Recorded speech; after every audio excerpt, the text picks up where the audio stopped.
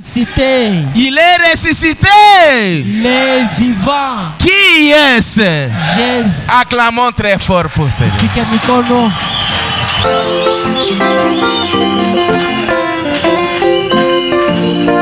Que Dieu vous bénisse.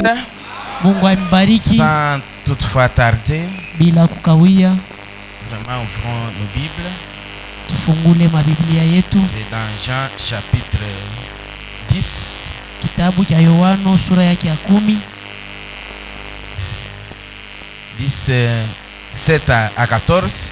Tunasoma mstari ya 7 na 10 na 4. Vraiment, suivez bien la lecture.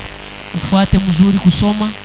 Même quand je lis, je vais commencer à lire les brochures. Hata pale nitaanza kusoma mahubiri ya nabii. Il faut comprendre dans quel contexte le prédicateur est en train de vous amener. Inapendeza kuelewa mhubiri ena mipeleka ni mungambo kani. Ne me ramenez pas, ne me faites pas ce que vous faites là. Mushaanze kufanya bile munafanya, muna nirudisha bile munafanya. Chaque fois quand il y a une mauvaise compréhension, kama kuko kuelewa kubaya wakati yote, vous n'êtes pas entré dans l'idée du prédicateur. Ni kusema amuingie mu mawazo ya mhubiri. Nous lisons la parole de Dieu au nom du Seigneur Jésus. Tunasoma neno ya Mungu mjina Bwana Yesu. Jésus leur dit encore, Yesu anabambia tena, en vérité, je vous l'ai dit. Muukweli na miambia, je suis la porte des brebis. Miye niko mulango ya bakondolo. Tous ceux qui sont venus avant moi sont des voleurs et des brigands. Bote bale balikuya kumbele yangu ni bangivi na bajambazi. Mais les brebis ne les ont point écoutés. Walakini bakondolo abakubashikie. Je suis la porte. Miye niko mulango. Si quelqu'un entre par moi, kama mtu anaingia kupitia mie, il sera sauvé. Ataokolewa. Il entrera, ataingia, et il sortira, na atatoka, et il trouvera des pâtirages. Atapata malisho mzuri. Le voleur ne vient que pour dérober et égorger, bangivi benakuya ni kunyang'anya na kuchinja, détruire. Kuharibu.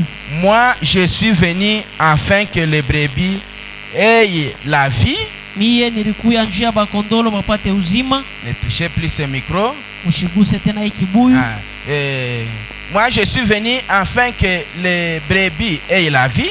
Miye nilikuya njia ya bakondolo bapate uzima. Et qu'elles soient dans l'abondance. Na bapate bia mingi. Je suis le bon berger. Miye niko mchungaji mwema. Le berger donne sa vie pour ses brebis. Mchungaji analetaka maisha yake njuu ya bakondolo. Mais les mercenaires, sasa bale bajambazi, qui n'est pas les bergers, bala bana bachungaji, et à qui appartiennent pas les brebis, na bale bakondolo abana babo, va venir le loup, yataona imbwa mutu ena abandonne les brebis, anaacha bakondolo et prend la fuite. Lwaki anakimbia, et le loup les ravit et les disperse. Sasa baimbwa mwitu bana banyang'anya na kubazambarisha. Le mercenaire s'enfuit. Mujambazi anakimbia lwaki. Parce qu'il est mercenaire. Juu yeye ni mujambazi. Et qu'il ne sait même point en peine des brebis. Ye ashangaikia hata bakondolo benyewe. Je suis le bon berger. Miye niko mchungaji mwema. Bien ce mot-là revient. Je suis le bon berger. Malangapi ile musemo narudia, niko mchungaji mwema. Je connais mes brebis. Na yuwa bakondolo yangu. Elles me connaissent. Na bakondolo yangu bananiua. Que le Seigneur ajoute des bénédictions à la lecture de sa parole. Bwana ongeze baraka kusoma kwa neno yake. Veuillez vous asseoir mes bien-aimés. Unaweza kuikala bapendwa. Je pense vous allez supporter la chaleur pour quelques. Awajia mtavumilia kivukutu. J'aurais souhaité que les sœurs aujourd'hui suivent aussi la prédication. Nilipenda badada nabo leo bafuate kwa mahubiri. Ne faites pas les va-et-vient là dehors. Mushaanze kutoka kurudia pale nje. Vraiment, frère Marcel, aujourd'hui faites un peu votre travail. Si vous voyez les sœurs s'entrouper, 2-3 là à l'extérieur, dispersez-les, faites-les entrer. Duku Marcel, fanya kazi yako. One badada kinkunji batatu ama baine ubaingishe ndani, Même dans leur ubazambalishe. histoire là où ils entrent pour allaiter Hata les mule enfants. banendaka kunyonyesha batoto yabo, Aujourd'hui, suivez leur mouvement de près. wibafuate mitenkesho yabo yote. Vous, parfois, vous êtes assis. Saa zingine mwe mundu wenu musha kuikala Soto mikangi ba nanyao ba ona hivi karvata tuisha wa. kuiritunjika na makaravwanda huko. Vous savez les mouvements là combien ça chauffe. Munayua mara ngapi bila leta kivukutu. Et ce que nous fuyons comme la chaleur, Ile tunakimbia sana ni kivukutu, ce n'est rien. hana kintu. Mais un des 4 matins, Siku moja asubuhi, si vous ne pouvez pas faire attention, kama mkebe yange la chaleur que vous sentez aujourd'hui, kivukutu kile munashikia leo, vous ne supporterez pas cela dans l'enfer. hautakivumilia mule mungena. Nous continuons avec notre sujet, Tunaendelea na tungo yetu, les bons bergers de brebis. mchungaji mwema wa bakondolo. Suivez-moi bien. Munifuate mzuri, Les bons bergers de brebis. mchungaji mwema wa bakondolo. Si on peut décoller avec, ne t'appuie pas sur ton intelligence. Kama tunawezi kuluka na mahubiri, usitegemee akili yako. C'est un message prêché le 20. Ni ujumbe ya Janvier kutumiwa 65. le 20 janvier 1965. Allons, paragraphe 54-55. Tunaenda 54-55. C'est là où nous allons débuter notre prédication. Njo pale tutaanja na mahubiri yetu. Suivez attentivement, on prêche déjà. Mufuate na usikilivu, tunaanza kubiri. Le prophète dit ceci. Nabii anasema hivi, Remarquez, mwangalie. Jésus a dit dans Jean chapitre 10, Yesu alisema mu Yohana sura yake ya 10, mes brebis connaissent ma voix. bankondolo banayua sauti yangu. Quelqu'un peut dire amen à ça? Mtu anaweza kusema amina kwa ile. Il est en train d'interpréter Jean chapitre 10 que nous avons lu avec Ena vous. tafsiri Yohana sura yake ya 10 ile tunatoka Il y mkusoma. a des fois, nous avons interprété avec vous les Jean chapitre 21, Huku verset wakati 15 à 17. tulisoma ile kutafsiri kwa Yohana 10:21, Là où le prophète, on lui a posé la question que voulait dire Jésus quand il disait à Pierre, paix mes brebis. pale balimuuliza Yesu wakati ile baranza kumuuliza Petro ya kusema kulisha kondolo yangu. Et ce matin ici, nous sommes dans Jean chapitre 10. Hapa Et ya nous lisons asubuhi d'ailleurs. tuko mu Yohana sura yake ya 10. Et le prophète l'interprète, il dit. Sasa nabii anaitafsiri na anasema, Jésus a dit dans Jean chapitre 10, Yesu alisema mu Yohana sura yake ya 10, mes brebis connaissent ma voix. bankondolo bangu banayua sauti yangu. Une voix, Sauti moya bien sûr, c'est sa parole. na bya kweli ni neno yake. La voix que les brebis doivent connaître, Ile sauti bakondolo banapasha kuyua c'est la parole. ni neno. Quelqu'un peut dire amen à ça? Mtu alisema amina kwa ile. La voix de Jésus que vous devez connaître. Sauti ya Yesu munapasha kutambua. Bien sûr, c'est sa parole. Kweli kweli ni neno yake. Quand il parle, Pale ego nasema ses brebis l'entendent. bankondolo yake bena mushikia. Que Dieu vous bénisse. Mungu aibariki. Que Dieu vous bénisse. Mungu amibariki. Quand Jésus parle, Pale kama Yesu anasema ses brebis entendent. bankondolo yake bena shikia. C'est comme nos mamans que nous avons ici. Ikusaba mama yetu hapa tuko nabo. Des fois, moi, ça me... Tels qu'ils sont assis là, surtout les mamans. Paka vile basha kala zaidi ba mama. Ils ont des enfants là à Peko l'extérieur. na batoto pale nje. Beaucoup d'enfants même là-bas. Batoto ni ba mingi pale. Et chaque maman, Kila mama même si elle a 10 enfants, hata kama iko na 20 batoto enfants. 10, 20, elle connaît la voix de chaque enfant. anayua sauti ya kila mtoto.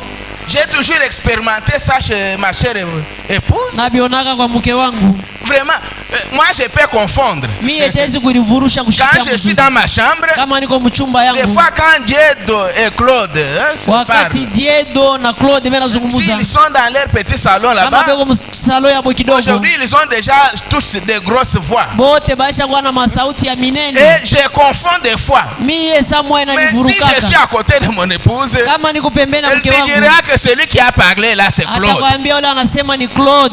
C'est quoi ça? Ni nini Je ne ile? sais pas, c'est la nature. Shiuwe ni Branham dit kimaumbile. que Branham anasema pourquoi la maman doit connaître la voix de ses enfants? juu ya nini mama anatambua sauti ya batoto Puisque yake? Juu ses enfants, batoto yake c'est une partie d'elle. ni kipande yake, Il y a une nature en elle. kuku ali moya ndani Quand yake. cet enfant-là s'exprime, Kama ule mtoto yuko nasema, directement elle sent. yeye anashikia.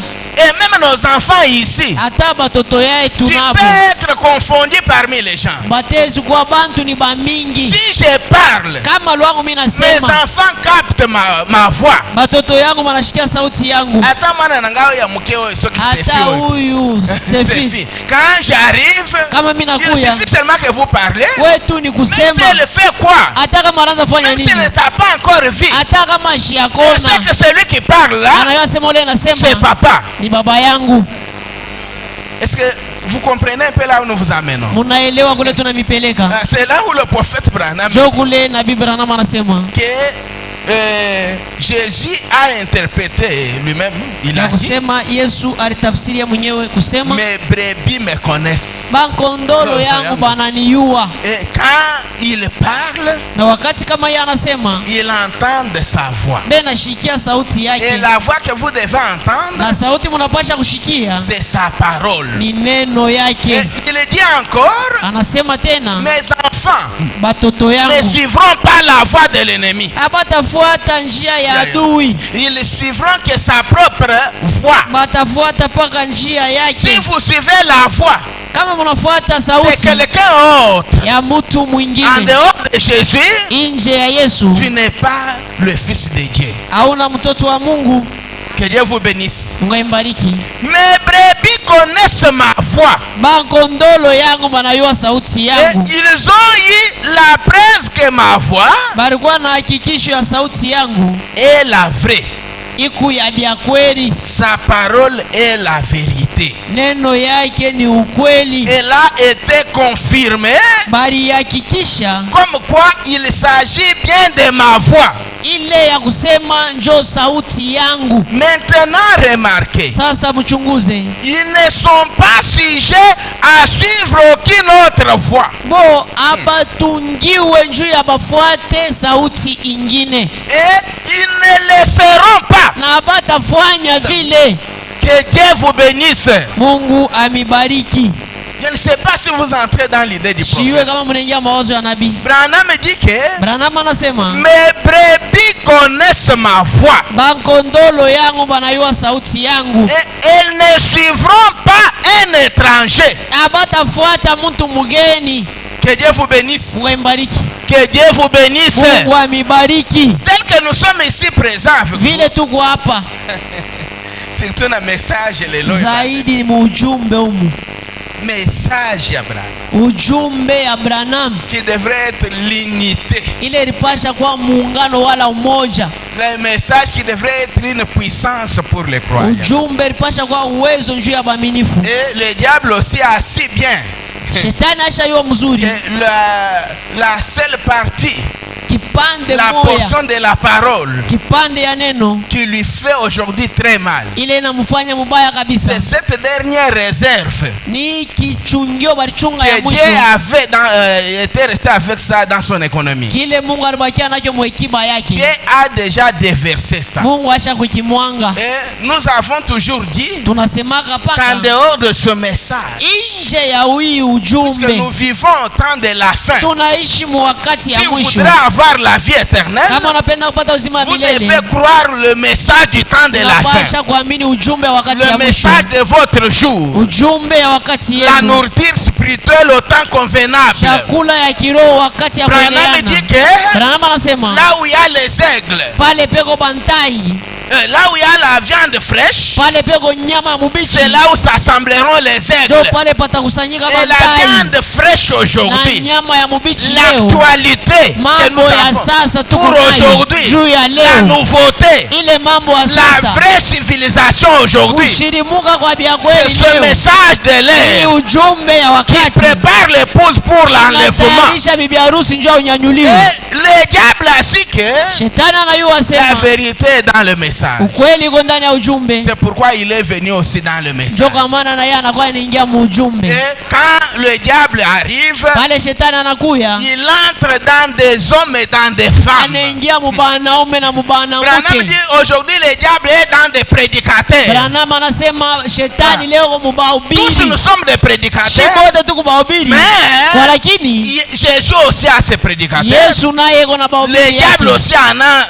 shetani naye iko na bake. Que Dieu vous bénisse. Mungu imbariki. Et il dit, Anasema si vous voyez kama munaona un prédicateur mhubiri dans une église mukanisa qui doit déchirer une église, anapasula kanisa, quels que soient ses motifs, hata kifunguzio yeye kikuje, quelles que soient ses raisons, hata masheria yake. Branham dit c'est un mercenaire. Branham anasema ni mujambazi. Et si vous suivez ça, Kama vous munafuata avez ile, suivi la voie de l'ennemi. munafuata njia ya adui. Puisque la parole de Dieu Neno ya Mungu interdit des divisions. inakatala makabulano, makokotano, makuachana. Oui, oui, frère. Ndiyo banduku, Et si toi tu peux suivre kama wewe unaweza kufuata quelqu'un mtu qui vient pour diviser, ule anakuwa kukabula, quelqu'un qui amène le discorde parmi les mtu enfants de Dieu, analeta makokotano katikati ya watoto wa et tu suis Mungu, cette voie, na wewe unafuata ile vous njia, devriez d'abord prier. ulipasha mbele ya kwanza ombe. La personne qui fait ça, Ule mtu anafanya il ile, y a une voix qui lui a parlé. huku sauti Il y a ilimusemezea, une influence quelconque qui l'a kuko reçu. uvuto alipata. Mais toi qui devrais suivre là, Sasa wewe unaenda kufuata, as-tu aussi prié na wewe uliomba pour que la voix te parle? hiyo sauti kwambie S'il est dans la vérité ou pas? ufuate muukweli wala hapana.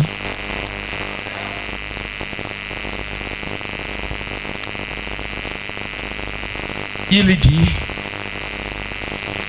le prophète dit, Nabii anasema faites attention mukebe ange avec l'esprit d'égarement. na ile mpepo ya kuendesha batu pembeni, Je ne suis pas encore arrivé là-bas. siafike kule. Qu'est-ce qui ne va pas avec votre histoire ici, Baba? Nini haikuanze kuendeka hapa binabamba Ok. mzuri, Permettez-nous que ça puisse donner bien pour que les enfants de Dieu suivent. muturusu ilete sauti mzuri, watoto ya Mungu bafuate. Mes brebis connaissent ma voix. Bankondolo bangu banayua sauti yangu, Et elles ne suivront pas un étranger. abatafuata mtu mugeni. Autrement dit, Ukusema kwingine, elles ne comprendront pas une voix théologique abataelewa sauti ya kimafunzo ya Biblia qui donne un enseignement contraire à la parole. ile inaleta mafundisho inapingana na neno. Les brebis ne comprennent pas ça. Bankondolo abataelewa ile, Pas plus que l'aigle d'hier soir ne pouvait comprendre le gloussement de la poule. ikusaa ule ntai magharibi ashezi kushikia kuria kwa bankuku, Et elles ne le comprennent pas ye ashibielewe, parce qu'il est un aigle. ye lwake ni ntai. Et c'est pareil pour un véritable enfant de Dieu né de nouveau. Biko vile vile na mtoto wa Mungu wa bia kweli mwenye kuzarikwa jipya, Ils ne comprennent seulement que les choses qui sont de Dieu. bo benaelewa tu paka bintu bile biko bya Mungu. Que Dieu vous bénisse. Mungu ambariki, Que Dieu vous bénisse. Mungu amibariki. Prenez un peu de Dieu tient sa parole, première partie. Mchukue, Mungu anachukua sauti yake kipande ya kwanza. Si vous voulez la date, Kama unapenda mwaka, c'est un message prêché le 6 ni ujumbe Mars hapo le 6 57. Mars 1957. Allez avec moi dans le paragraphe 34, partie B. Mwende na mie 34 kipande ya pili. Branham même dit écoutez bien. Branham anasema yeye mwenyewe mushikie mzuri. Frère, Banduku, sœur, dada, celui-là est en train de dormir. ule eko Écoutez bien. nalala, mushikie mzuri. Vous n'êtes point sauvés. Je voudrais Amuokolewe. que ça puisse pénétrer ça. Napenda hii ipate kuingia. Si quelqu'un dort, veuillez un peu lui réveiller. Kama mtu analala pembeni yako mulamushe. Branham dit frère, écoutez. Branham anasema banduku mushikie. Vous n'êtes point sauvés Amuokolewe par un signe quelconque. kwa alama fulani. Quelqu'un peut dire amen à ça? Mtu anasema amina kwa ile.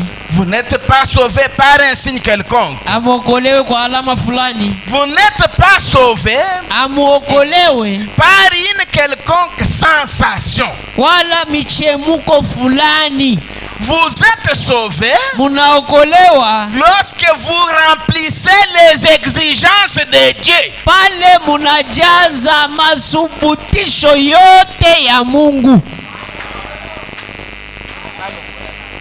Nitoshe mbele. Abashikie. Abashikie. Alobi boye. Anasema hivi. Frère, écoutez bien. Banduku mushikie mzuri. Vous n'êtes point sauvés Amuokolewe par un signe quelconque. kwa alama fulani. Vous n'êtes pas sauvés Amuokolewe par une quelconque sensation. amuokolewe kwa michemuke fulani. Que Dieu vous bénisse. Mbariki. Par une quelconque sensation. Kwa michemuko fulani. Pour qu'on te voie que tu es spirituel. Bakuona sewe njo wa kiroho. Comme je suis en train de prêcher là, Sasa hivi ninahubiri il faut hapa. que je commence à sursauter. Naanza kuluka luka. Bon, maintenant c'est la chose. Sasa ni kitu. Oui, merci. Écoutez, Ndio, écoutez. mushikie, mushikie binanza. Avec les églises d'aujourd'hui, Na quand makanisa le ya pasteur leo. commence à faire ça, Kama pastori anaanza vya vile. ça fonction bien ça kanini. Au moins Ishi il va wake. le oui, merci. Imekalaka ni upako nini. Unaona kanisa inaanza na hiyo na kuvunja bichi. Asante, asante. Oh. Quand vous cassez les chaises là, Pale mnatuvunjia qu'est-ce que bichi tu pale. as senti? Ulishikia nini juu uvunje Qu'est-ce que bichi? tu as vu? Unaona ako nini? Parce que le pasteur a fait le mouvement. Juu pastori lwake anatenda. La chose est Oh, là. kitu kiko hapa. Pendant que je suis en train de prêcher dans le Hapa silence ici, ninahubiri mkimya humu. Dieu peut déjà être en scène, Mungu anawezi kuwa mkiwanja. en train de parler à quelqu'un dans son cœur. Anasemezea na mtu muroho yake. Branham dit, Branham anasema vous n'êtes pas sauvés par rien d'autre. amuokolewe na kitu kingine. Vous êtes sauvés Munaokolewa lorsque vous remplissez les exigences de Dieu qui sont dans sa parole. ni wakati ile munajibia kumasubutisho yote ya Mungu ile iko ndani ya neno yake. Les exigences de la parole. Masubutisho ya neno. Chaque chose que la parole exige, Kila kitu neno inasubutisha vous l'exécutez. na mwe munakitimiza. Si on dit Kama banasema baptême au nom du Seigneur Jésus-Christ, ubatizo mjina Bwana Yesu Kristo. baptême au nom du Seigneur Ubatizo Jésus-Christ. mjina Bwana Yesu Kristo. Si on dit Kama vous banasema devez recevoir le Saint-Esprit, unapasha kupokea Roho vous Mtakatifu. recevez ce Na Saint-Esprit là. mnapokea ile Roho Mtakatifu. Si on dit Kama vous banasema devez payer vos dîmes et vos unapasha offrandes, kulipa macheku vous na payez masadaka. vos dîmes et vos Unalipa macheku na masadaka yenu. réparez vos vies, Mutengeneze vous maisha yenu. réparez vos vies. Unatengeneza Ce maisha. sont ces exigences-là Jo ile masubutisho conformément à la ya parole. kuambatana na Et neno. si vous mettez les exigences de Dieu en pratique, Kama mnaweka masubutisho ya Mungu matendo, soyez-en sûrs kuwa na uhakika que vous êtes déjà sauvés. ya kusema ushakokolewa. Je peux aller de l'avant. Yesu kwenda kumbele. Branham dit, Branham vous anasema n'êtes sauvés par rien d'autre. amuokolewe kwa kitu kingine. C'est juste. Ni vya kweli. La parole de Dieu Neno ya Mungu a frayé une voie. ilipasula njia. Vous n'êtes pas sauvés Amuokolewe parce que vous avez le sentiment que vous êtes sauvés. njuu welu wako una nia, una kutaka kwa kusema unaokolewa. Même si vous prophétisez, hata kama unatabiri, même si vous prêchez, hata kama unahubiri, mais si votre prédication, kama mahubiri yako, si tout ce que vous faites sortir ici, kama vyote vile ce n'est unatosha, pas ça votre vie, ile haina maisha yako, ce n'est rien. haina kintu. Même si vous donnez des vrais messages ici, Hata kama unaleta ujumbe ya vya kweli hapa, et qu'on vérifie ce mot à mot la vérité, wanachunguza ni ukweli, mais msemo kwa en msemo, sortant de ce lieu, lakini mkutoka vous menez paifashi une vie qui est contraire à la parole, unaishi maisha ya kuachana na neno, vous n'êtes pas sauvé. auokolewe, Vous serez surpris le jour du jugement. utashitushwa siku ya hukumu. Que Dieu vous bénisse. Mungu imbariki. Frère, que Dieu vous bénisse. Bandugu, Mungu imbariki. Même si vous payez vos dîmes Hata kama mnalipa machekumi yenu correctement, vile inastahili, mais si ta vie kama maisha ne yako concorde pas avec la parole, haiambatane na neno, tes dîmes là ile machekumi yako ne t'apportera pas la vie éternelle. haitakuletea uzima ya milele. Je peux aller de l'avant. Niwezi kuenda kumbele, J'ai encore beaucoup à dire. niko na vya mingi vya kusoma. La parole de Dieu a frayé une voie. Neno ya Mungu ilipasula njia. Et il continue, il dit, Anaendelea na je sema, ne suis pas sauvé mie shiokolewe parce que je sens que je suis sauvé. juu mimi najishikia sasa naokolewa. Eh bien, Mzuri. des fois, Mara ingine je n'ai pas ce sentiment. shina na ile nia, Mais je suis sauvé lakini naokolewa parce que Dieu a fait la promesse. juu Mungu alifanya malako, Et surtout, j'ai rempli les exigences de Dieu. na zaidi najaza makanuni ya Sur Mungu base de la sainte parole de Dieu. kupitia neno takatifu ya Si Mungu. Branham dit que Branham anasema si vous remplissez kama unajaza toutes les exigences de Dieu, masubutisho yote ya Mungu, mot à mot, msemo kwa msemo, le diable ne shetani se tiendra jamais sur ton chemin. atashimama kunjia yako, Il ne pourra jamais résister. atasubutu kushinda Jamais de la vie. kamwe mu maisha. Branham anasema, Que Dieu vous bénisse. Mungu imbariki. Aucun démon ne peut te résister. Hakuna mpepo atakukangalia. Dieu nous a tout donné. Mungu alitupatia vyote, Il a mis entre nos mains ici anaweka mikono yetu une arme la plus puissante bunduki ya uwezo qui kabisa, peut vaincre le diable ile inawezi kushinda à chaque shetani instant, mu dakika à yote, chaque moment. mu wakati yote. Branham va plus loin. Il Branham dit anaenda mbali, que anasema regardez le bien-être de notre Créateur. asiangalie buzuri bwa mumbaji Il wetu, a donné la possibilité, analeta namuna même à un dernier croyant faible, hata mwaminifu wa mwisho qui est très mudhaifu, faible, uleko mudhaifu qui venait kabisa, même de croire le message aujourd'hui. ule anaamini ujumbe leo. Dieu a mis la possibilité entre tes mains Mungu analeta uwezo mikono de yako vaincre l'ennemi. ya kushinda adui.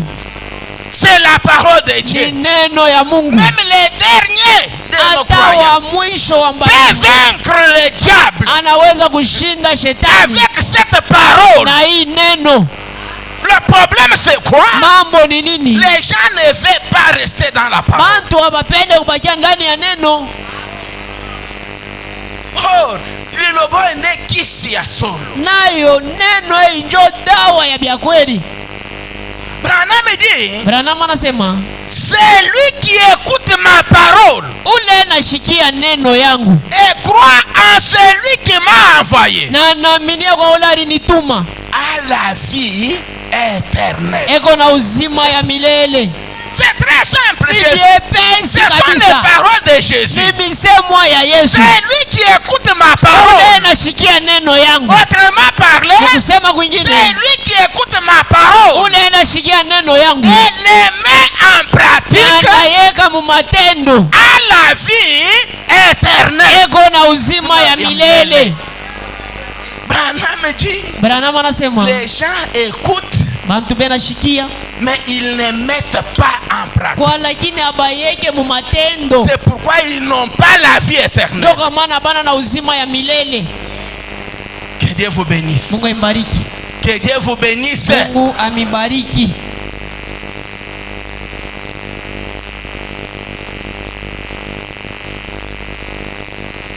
Il continue de dire, Anaendelea anasema, écoutez, ushikie, celui qui écoute ma parole ule iko nashikia neno yangu et qui croit en celui qui m'a envoyé na anaaminia Mola alinituma, a la vie éternelle iko na uzima ya milele et ne viendra point en jugement. na hata kwa mhukumu, Mais il est passé de la mort à la vie. anapita kukifo kwa uzima. C'est ce que le roi des rois a dit. Ndio kile mfalme wa mafalme anasema. Est-ce que le croyez-vous, dit Branham? Eti mnayaaminia? Branham anasema Si vous croyez, kama mnaaminia, non pas si vous criez. ana njoo mnalalamika. Si vous croyez. Kama mnaamini. Est-ce que vous ne voyez pas ça dans les messages aujourd'hui? Amuione ile mujumbe leo. Les gens ne croient plus. Bantu abamini tena. Les gens crient. Bantu loabo bena lalamika. Et font des bruits. Bena voa makelele. Il y a des choses là moi qui m'énervent. Kuko bintu mimi binanipachaka kishilani. Un prédicateur qui prêche la parole Ubiri na ubiri neno pour que les gens aient la vie éternelle. juu batu bakwe na uzima milele. Il y a des gens là qui quittent dans les bancs. Kuko batu bena toka Si mbibasa. on cite le prophète Branham, Kama anataya nabii Branham, Mutasi alongoli photo ya. mtu anatosha hii picha. Même les diacres de cette église là regardent. Bashemashi ba ile kanisa bena angalia.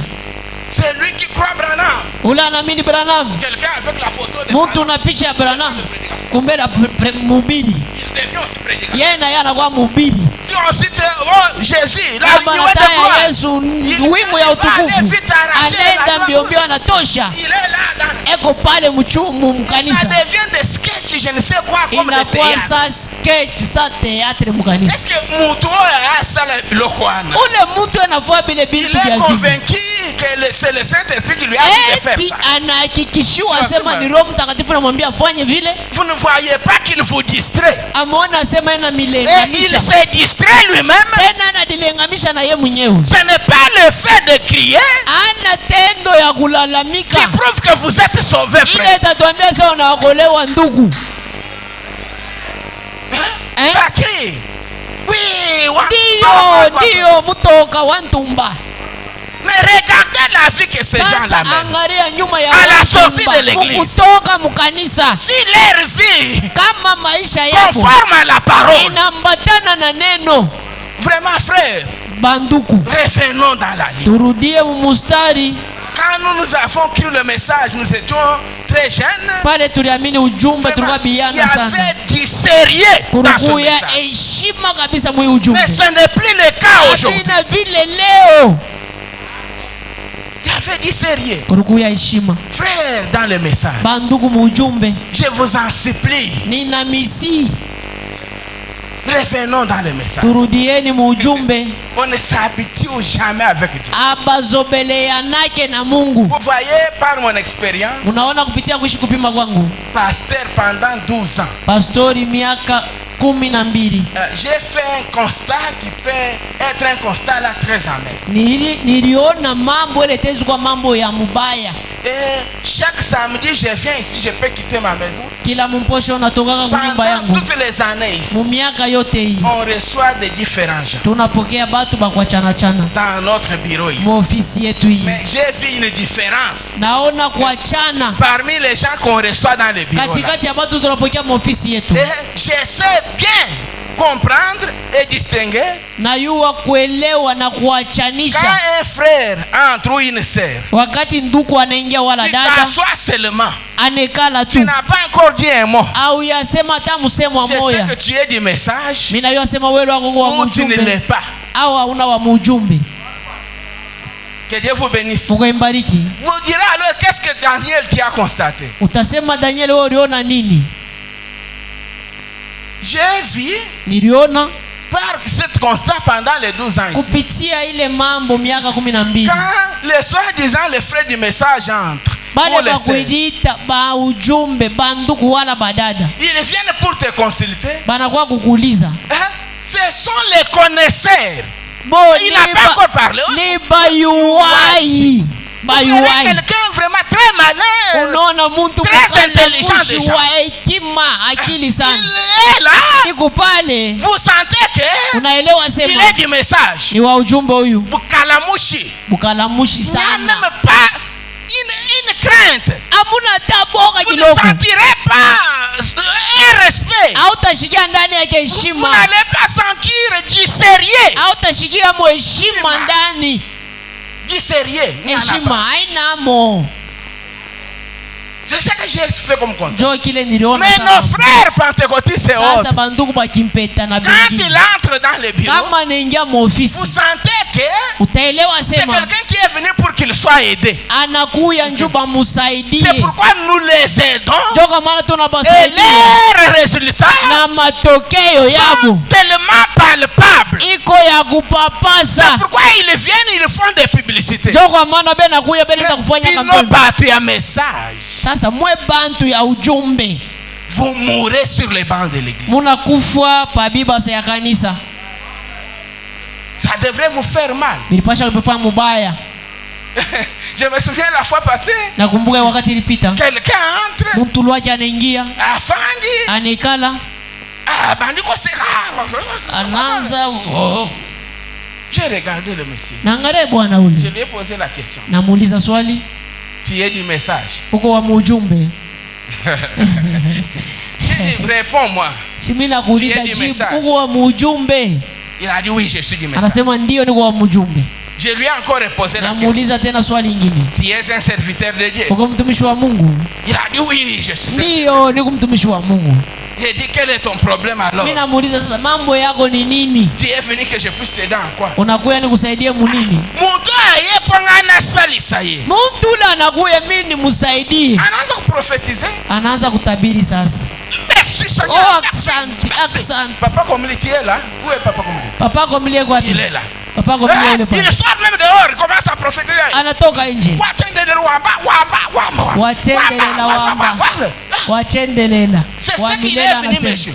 Ndio Et kila tous les messages qu'il pouvait donner là, ujumbe yote aliweza kuleta. des faux messages. Ya bongo ba ujumbe. Maintenant, mutu ya ndenge wana. Sasa mtu wa vile. Na kati ya message hao. Omu ujumbe. C'est qu'il est venu me prouver Anakuwa que c'est kunyakikishia un vase spécial. ya kusema ye ni kyombo cha Un vase upekee. international. Ye ni international Dans le kyombo. message, il n'y en a pas. Mujumbe hapana amo.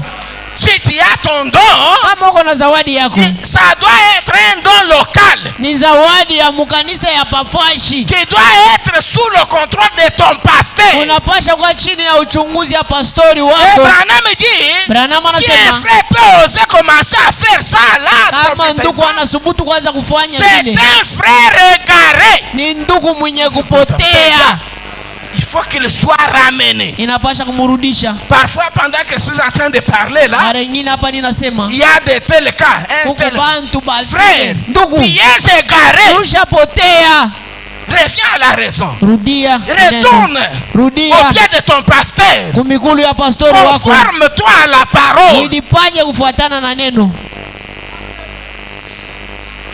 J'ai dit la vérité. Inasema ni ukweli, C'est difficile de ni kubia ramener. nguvu, J'ai beaucoup aimé ça. lakini mimi nilipenda. Vous devez avoir un guide.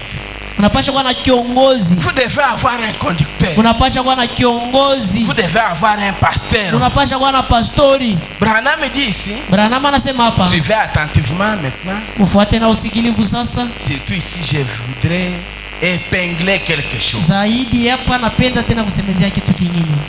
Je suis dans le guide. Niko mahubiri kiongozi. C'est un message du 14-10-62. Ni ujumbe ya mwele 14-10-1962, Je suis au paragraphe 27 à 30.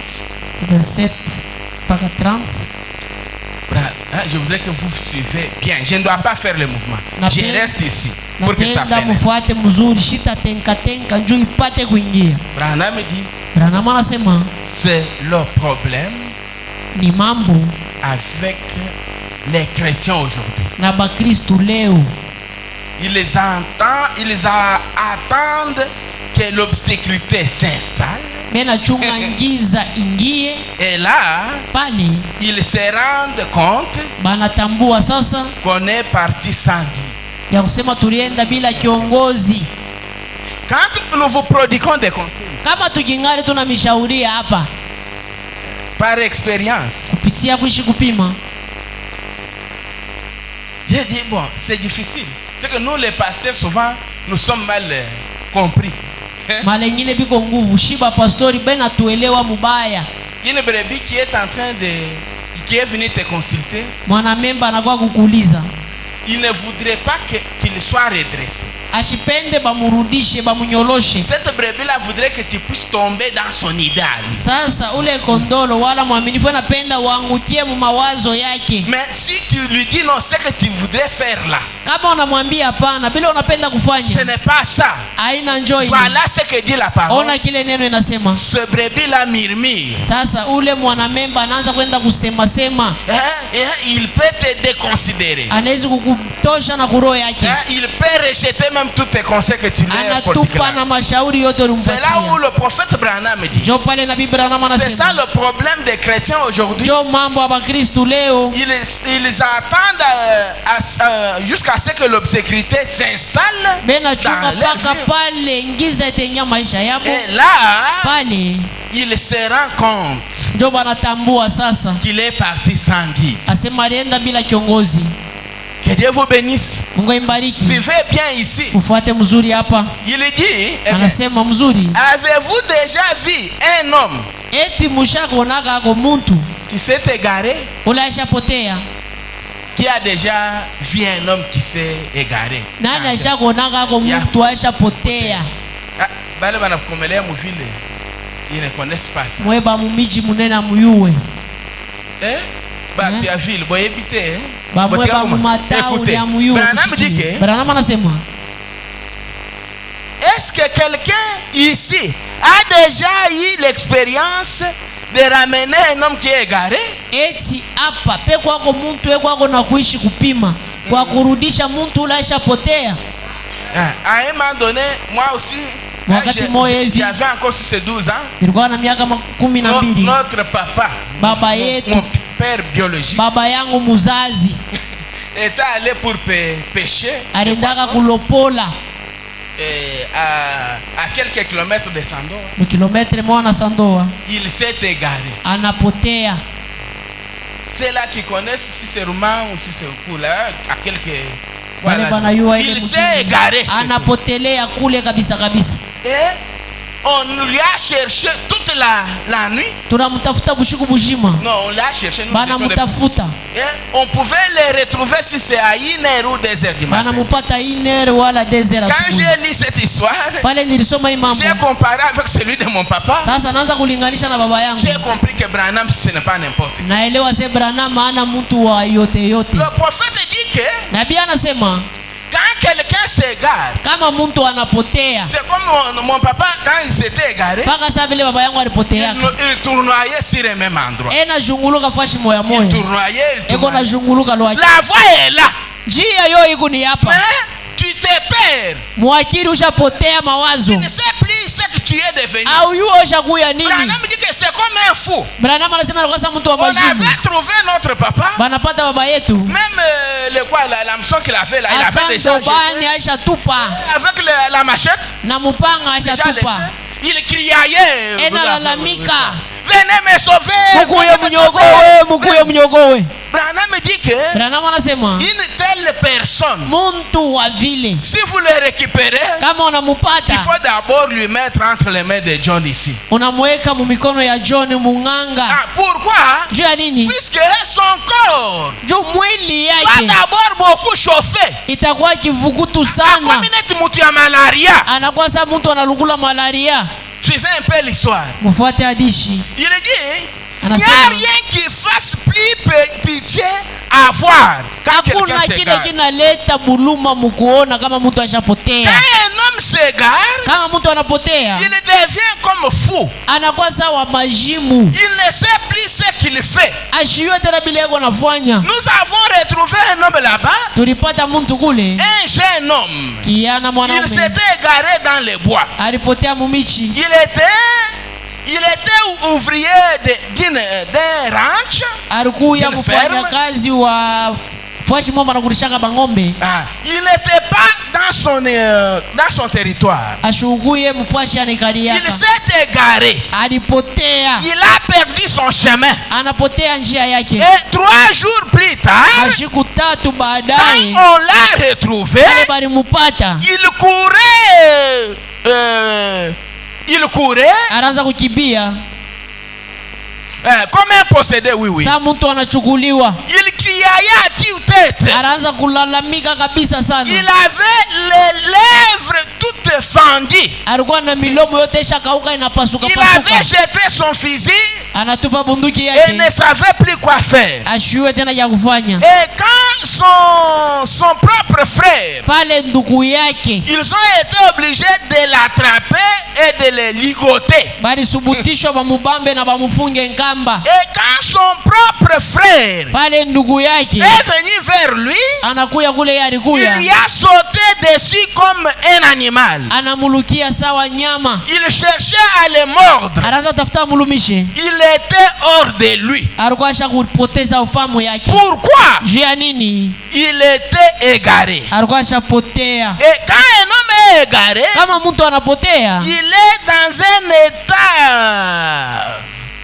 Il ne sait pas qu'il est dans cet état-là. eko muhali moya ile ashilitambua sema eko muile Parce hali. que le fait d'être égaré Tutendo tu ya kupotea lui donne la fièvre. inamupatia maungu moto, Il ne sait plus où il est ashiwe tena eko wapi, et n'en est pas conscience de son comportement. ana tena na zamiri ya matendo yake. Que Dieu vous bénisse. Mungu ambariki, Que Dieu vous bénisse. Mungu amibariki. Branham dit, Branham anasema il en est de même ni bimoya bimoya, quand un homme est égaré, kama mtu anapotea loin de Dieu, mbali na Mungu, il fera des choses atafanya vitu qu'il ne fera pas normalement. bile asitezi kufanya kabisa Il kabisa. fera des choses Atafanya vitu qu'il est impensable qu'un être humain puisse faire. bile amutawajia sema binadamu anawezi kubifanya. Un homme égaré loin de Dieu, Mtu wa kupotea mbali na une Mungu, église égarée loin de Dieu, kanisa ya kupotea mbali na Mungu, une église kanisa égarée loin de Dieu, ya kupotea mbali na Mungu, une église qui s'est éloignée de Dieu, kanisa inenda mbali na Mungu, qui s'est éloignée des principes de la parole de Dieu, inenda mbali na makanuni ya neno ya Mungu, fera des choses, itaanza kufanya vitu, parfois fera des choses, itafanya vitu, parfois qu'on ne s'entendait pas à trouver dans une église du Dieu vivant. itafanya vitu atukuwajia sema bitapatikanika mukanisa ya Mungu aliyo ai. Surtout avec nos églises de soi-disant des réveils. Zaidi na makanisa yetu ya kuita sema ya uamsho. Voyez ce qui se passe dans des églises. Muone bile binatendekanika makanisa. On a posté quelque chose dans notre groupe de pasteurs. Bariweka kitu mwa fulani munkunji yetu ya pastori. Je ne sais pas si vous avez vu ça. Dans le message de Branham. Mujumbe ya Branham. Ce sont des gens égarés. Ni bantu baisha potea. Et un pasteur comme je suis là, Pastori dans le paka message, hivi niko mujumbe. qui prie sur la brebis, Enaombea ngondolo. et on le fait étaler ici. Banamularisha hapa. Et le pasteur Pastori a déjà piétiné sur le monsieur. asha Kichwa. kumufinyanga muntu kukichwa. En train de faire des conduites et des quoi. Enafanya ongozaji na bingine. La personne qu'on fait ça Ule muntu benafanyisha vitu. est responsable. Muntu wa Oh, c'est la kuheshimia conduite. ni conduite. Que Dieu vous bénisse. Mungu ambariki. Nzambe apambola bino. Mungu Il amibariki. y a de ces choses dans le message aujourd'hui. Uko vitu vya vile mujumbe leo. Oh non, pour que la sœur ici qui ne mette pas au monde Hapana njuu ya udada shizale puisse avoir des enfants. apate ko batoto Basi qui robe balatisi. banabeba kinkanjo banamuvalisha. Pastori munkanjo lwake anaingisha kichwa. Conduite. En pleine église. Katikati ya kanisa. Et les gens applaudissent ici. Bantu benapika mikono. Oh, conduite ongozaji ongozaji. Yo pasteur. Weye pastori. Ukende kumona bulumbu ya brebi na yo. Unaenda kuona maungu ya mwanamemba wako mwanamke. C'est une malédiction pour commencer. Ni laana mbele njuu ya kwanza. Si tu es un véritable papa, Kama uko baba tu wa ne bia peux pas kweli, voir la nudité de ta fille. hautaona utupu ya binti wako. Laissez-moi vous prêcher. Mwache ni mihubiri. Que Dieu vous bénisse. Mungu aibariki. Il y a de ces histoires-là qui se passent aujourd'hui. Bile binapitikanika leo. Nous ne croirons pas à ça. Bashi hatutaaminia bile. Chaque mouvement qui est censé se manifester Kila dans mutenge l'église itapasha kutendeka mkanisa. doit d'abord être ramené à la parole. Tunairudisha mbele kuneno. Si elle ne se conforme pas à la parole, Kama yambatane na neno, nous rejetons ça. tunaitupilia Ça me mbali. déshonore, frère. Nataka kuwaza bandugu. Oui, oui, frère. Ndiyo bandugu. Personne Mtu hata moya ne peut me prouver, moi, Daniel, hata nyakikishia mi et Daniel me tromper sur les histoires des dons. na Jamais. kunidanganya njoo ya mazawadi. Mon Hapana, papa ici connaît. baba yangu J'ai vu en anayua. tant que vase. Nilitumia Un sawa jeune kidogo. garçon comme ça. Kiana hivi. Regardez l'âge que j'ai pour ce moment. Mwangalie miaka ile Quelle est l'expérience que vous avez? kuishi kupima kanikule Que moi, Daniel, je n'en ai pas. kule mi Daniel Je shida yako. connais plus que vous tous ici. Nayua kupita mwe bote hapa. Concernant les dons et autres. Kuhusu mazawadi na Les bingine. dons Mazawadi doivent être ramenés à la parole. pasha kuirudisha kuneno. Nous ne croyons pas n'importe quoi. Atuaminie vitu vyote vyote. Ce que nous croyons, Bile shi tunaaminia c'est la parole. ni neno. Branham dit, Branham anasema si vous voyez une église qui est égarée comme kama ça, unaona kanisa ishapotea vile, il y a quelque chose qui cloche. huko kintu akiendeke. C'est pourquoi ils font n'importe quoi. Joka maana bena fuanyaganya bintu vyote vyote. Vous êtes là dans l'église, Mungu pale mkanisa et quand il s'agit de prophétie, kama inakuwa kutabiri c'est sasa. toute l'église qui prophétise. Kanisa yote wewe tabiri Ici, il y a autant de gens qui prophétisent. huku Ici, il y a bantu autant de- huku akubena tabiri. Et puis, Cha kwanza mbele. Ile upako wako paka namuna moyo. l'église mususu. Naona makanisa yengine, Toute l'église, kanisa yote quand ils entrent en kama banaingia mupako bote bavazi bote même les pasteurs, na pastori na même les yeye croyants. baaminifu bote, Ça, ile ce n'est pas l'esprit de Dieu. haina roho ya Mungu. Un esprit là uniforme, un frère John. Uniforme. Roho moya ni stile moya moya saba koristi Chaque jour. kila siku. Or, quand l'esprit saisit quelqu'un, Kama roho inashika s'il mtu, saisit John, kama inashika John, il a sa façon de faire. eko na namuna yake ya Quand il kufanya. saisit Daniel, Inabamba Daniel. parfois moi c'est comme ça. Daniel saa zingine ni hivi. Mais quand John entre, c'est Kama John anaingia lwake ni hivi. l'autre.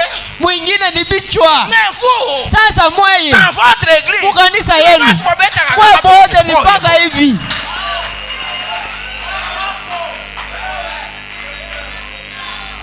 vous voulez qu'on ne puisse pas dénoncer ça? Munapenda tuache kustaki kuchongelea hivi Qu'on ne vitu. puisse pas parler à ça. Kuibichongelea hata kubisemelea. Oh, quand vous parlez ça, Kama unasema vous vile serez frappé. utapikiwa. Frappé par qui? Utapikiwa na Moi, je nani? vous ramène à la parole. Na mirudisha kuneno.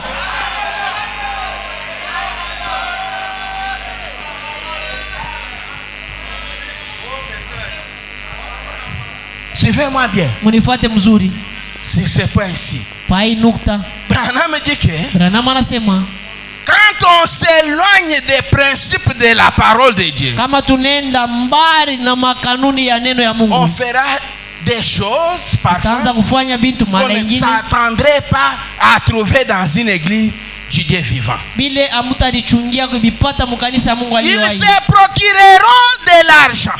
Batapata lwabo fedha. Papa James, faites attention avec nous. Oh, Papa Nani? James kebange na hivi vitu. aujourd'hui, c'est une conduite spéciale. Leo ni ongozaji ya upekee. Bachie James, kuna bachie papa comme lui. Banaweka James kule Chaque papa personne qui kwa. voudrait entrer d'abord pour s'asseoir, Mtu anapenda kuingia njoo ikale. Mjina ya Yesu. Mjina ya Yesu. Mjina ya Yesu. vous chassez quel esprit? Unafukuza mpepo Pepo gani? gani? Comment un Dieu qui n'a pas de précision? Bon. Si c'est Daniel qui devrait entrer avec son esprit là, que Dieu la désigne, hein? Daniel, au lieu d'imposer n'importe qui, les met. namuna gani Mungu wenu ule ana na uhakikisho kama mambo iko na Daniel, mambo iko na fulani, shimu mchunge paka ye ule wa mpepo yake, munamombea bantu banapumzika lo hapo kubichu. C'est ça au moins. Ndio vile bandugu. Message gagné. Ujumbe. Je peux d'abord continuer. Naweza kuendelea. Branham continue dit. Branham anaendelea anasema. Il dit. Anasema. En faisant de loterie, en jouant à des jeux d'argent, tout ce qu'ils peuvent se permettre. Munacheza maloteri, munacheza michezo ya makuta, bile biote banaweza kudiruhusu kufanya. Ils enseigneront n'importe quoi. Batafundisha nini yote yote. Et ils laisseront passer n'importe quoi. Bataacha bintu biote bipitikanike. Les laisseront s'en tirer comme ça. Bataacha bendele vile. Ça c'est exact. Bile ni bya kweli. Admettre sur le conseil des diacres bengine mumukusanyiko ile ya bashemashi des hommes bantu qui se sont mariés bale baisha koa 3 ou 4 fois mala tatu wala mala ine juste pour pouvoir se débrouiller côté financier juu bapate loabo kulitafutisha kumambo inahusu pesa joindre les deux bouts. Juu baishe mwezi mzima. Le prophète Branham dit que Nabii Branham anasema comment pouvez-vous tolérer ça? Namuna gani mtavumilia ile? Vous entrez dans une église soi-disant du Messie. Unaingia kanisa inadita sema ni ya ujumbe. En commençant par le pasteur. Kwanza kwa pastori. Un marié divorcé. Aisha goa anavunja ndoa. Un pasteur avec une femme en vie avec les enfants. Pastori yako na bibi mujima akingali tena mujima. Il est dans son deuxième mariage. Yako tena mundoa ya pili. Vous lui laissez vous prêcher la parole. Munamwacha na mihubiri neno. Dieu m'a commissionné. Mungu ananituma. Vous laissez dans votre église munaacha mkanisa yenu des diacres bashemashi qui sont mariés et divorcés. Basha goa na baravunja Ils ont ndoa. 2 ou 3 femmes. Bibi bawili hapa batatu. Et moi s'il y en a ici au Zoé Tabernacle, Munyambie bo kama on beko kwa te mzoa. dépose sur le champ. Hapa tunakuweka Weka chini. chini. Hapa sasa hapa. Ce n'est pas la parole. Haina neno ya Mungu. Que Dieu vous bénisse. Mungu imbariki. Branham dit, Branham anasema c'est votre obligation envers Dieu. ni masubutisho yenu kwa Mungu. Tenez-vous là. Mshimamie pale. Dites seulement la vérité. Useme paka ukweli. Suivez maintenant. Fuate sasa. Branham dit, Branham anasema un guide kiongozi a l'intelligence des choses. eko na akili ya bitu. Il sait comment procéder. Anayua namuna gani ya kwanja Et ce qu'il faut faire. na nini anapasha kufanya. Suivez-moi bien. Mnifuate mzuri. Dieu a toujours envoyé un guide à son peuple. Mungu anatumaka kiongozi muwakati wala kutaifa yake. Dieu n'a jamais manqué de le faire. Mungu ashiapusake kuifanya. Il envoie un guide. Anatumaka kiongozi. Mais vous devez accepter ce guide. Sasa munapasha kuichikia ile kiongozi. Voyez-vous? Munaona? Vous devez le croire. Munapasha kumwaminia. Et vous devez prendre la direction qui vous dicte. Munapasha kubeba ngambo ile anamiongoza. Vous devez. Munapashwa. Je reviens. Vous devez. Munapashwa prendre la direction qu'il vous dicte. Kubeba ngambo ile anamiongoza. Si vous allez dans une région sauvage. Kama unaenda mupori. Je me limite un peu là-bas. Ashimamia mbele pale. C'est là où j'ai dit au début là. Ndio pale nilisema kumwanjo. Mais quand un pasteur prêche, kama pastori na comme je suis en train de vous paka prêcher, hivi na ubiri hapa. suivez là où je suis en train de vous amener. Shimufuate kule ninamipeleka. J'ai recevais un cher diacre ce matin ici. Nilipokea shemashi asubuhi. Dans mon bureau là, on a partagé avec lui. Ofisi yangu tunazungumza naye. Il a dit, pasteur, Asema pastori, tu sais que la plupart des gens n'étaient pas d'accord avec ce que vous avez dit le jeudi. Unajua sema bantu ba mingi hapa kuichike bila ulisema mkajine. J'ai dit, bon, qu'est-ce que j'ai dit? Mimi nasema nilisema nini? Quand vous avez parlé sur le problème là de guérison et de témoignage. Pale ulisemezea mambo ya matunzo na maushuda. J'ai dit, bon, je sais qu'il n'était pas d'accord avec vous. Mimi najua sema hapa kunichikie. L'église que vous êtes. Kanisa hivi mko hapa. Mais c'est moi qui ai l'église. Mimi ndio kiongozi. Si j'ai parlé de la sorte, Kama nilisema mwile namuna. je sais de quoi j'ai parlé. Mimi najua ni nini nilisema. Unitafutia andiko. La force parfaite dans la faiblesse parfaite. Nguvu kamilifu ndani ya budhaifu kamilifu. Je pense au paragraphe 119 120. 119 120. Il n'y a rien à Ndio. rectifier. Hakuna cha kutengeneza. Sauf que vous n'êtes pas entré dans l'esprit du prédicateur. Kwa lakini mwe ya mkuingia mu mawazo ya mhubiri. Oh, comment quelqu'un qui a suivi, qui a pris le médicament, Oh, namuna gani mtu ule alienda kubeba Novalgine, ne paracetamol. peut pas venir témoigner que c'est Dieu qui l'a. Akuya shuhudia pasa ni Mungu ndio anamtunza. Toi qui as dit, c'est la parole. Ni Mais neno. moi j'avais dit, si tu es guéri comme cela, Na mimi nilisema kama unatunziwa vile. tu as agressé la guérison à travers, par exemple, notre frère Mimi John. nasema unapokea matunzo kupitia Mais ndugu vous John. n'êtes pas entré dans ce que moi je voulais. Amuingie Regardez. mkile mimi nilipenda kusema. J'ai parlé de la foi divine. Nilianza Avoir kusemezea. la foi dans les choses divines. Nilianza kusemezea imani ya Dans la kimungu. guérison divine Ya plutôt. matunzo ya kimungu. Puisque s'il n'y a pas cette guérison divine Kama dans kuna l'église, ile matunzo ya kimungu ndani ya kanisa, vous n'irez pas dans l'enlèvement. amutenda munyanyulio. C'est ce que Branham dit. Ndio kile Branham anasema. D'ailleurs, il dit dans les 7 âges de l'église Anaisema mizazi saba que kanisa. c'est une honte Anasema aujourd'hui. ni aya leo. L'église Kanisa qui prétend avoir la puissance inadiwajia sema ina uwezo. a abandonné les malades aux médecins. Banaacha magonjwa kwa hospitali kwa minganga. Or, si on Nayo. avait la foi, Kama Dans la tulikuwa guérison na divine. imani mu matunzo ya kimungu, les malades là magonjwa kwa hospitali devraient être ici. balipasha kuya ni hapa. Que Dieu vous bénisse. Mungu ambariki. Que diriez-vous aujourd'hui? Sasa mutasema je leo? C'est là où nous allons. Njoo kule tukunaenda. Il arrivera des fois ici à l'église. Itafikia mara nyingine mu kanisa. Je ne sais pas si vous allez encore consommer ça ou Shiete vous na allez kama le jeter. mutaichika au mutakatali. Il arrivera des fois ici. Itafikia mara nyingine hapa. Ile amuta unaka mtu kutenkesha tena kichwa hapa. C'est la parole. Ni neno. Nous devons arriver à la perfection. Tunapasha kwenda mu ukamilifu. Nous ne sommes pas obligés de rester seulement.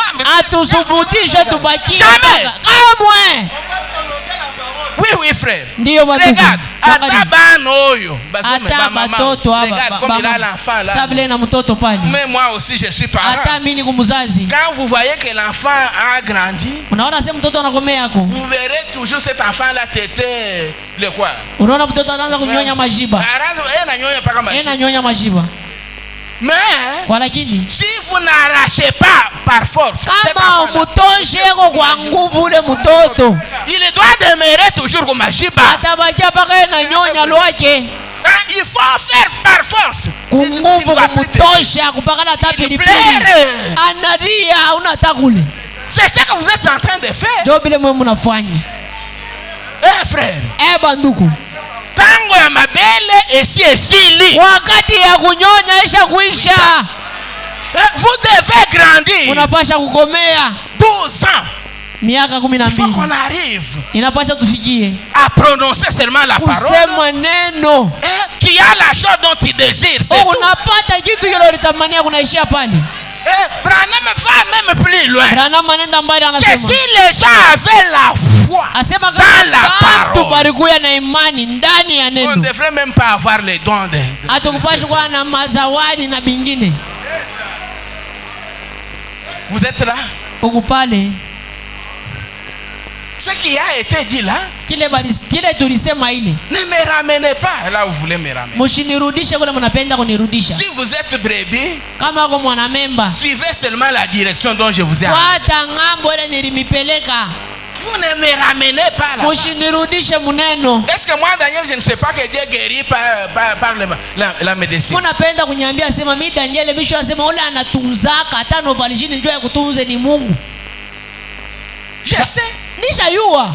Et si j'ai dit ça, kama nilisema vile, c'est pour ôter des fois ninjo kutosha malaini. La foi dans les médicaments. Kutosha imani paka mudawa. Et les mettre seulement en Dieu. Kuiweka paka ndani ya Mungu.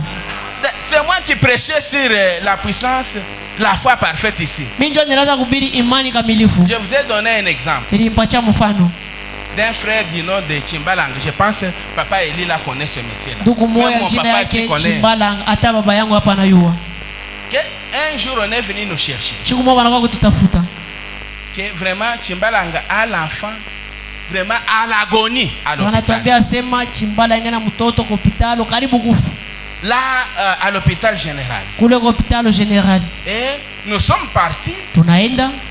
Nous étions trois prédicateurs. Papa Joseph, papa Kashikash, moi-même. Papa Joseph, papa Kashikash na mimi mwenyewe. Et nous sommes partis là à l'hôpital général. Tunaenda kwa hospitali général. Nous sommes entrés dans un salle. Tunaingia mchumba moya. Nous avons trouvé cet enfant là. Tunapata ule mtoto. Il était tellement pâle.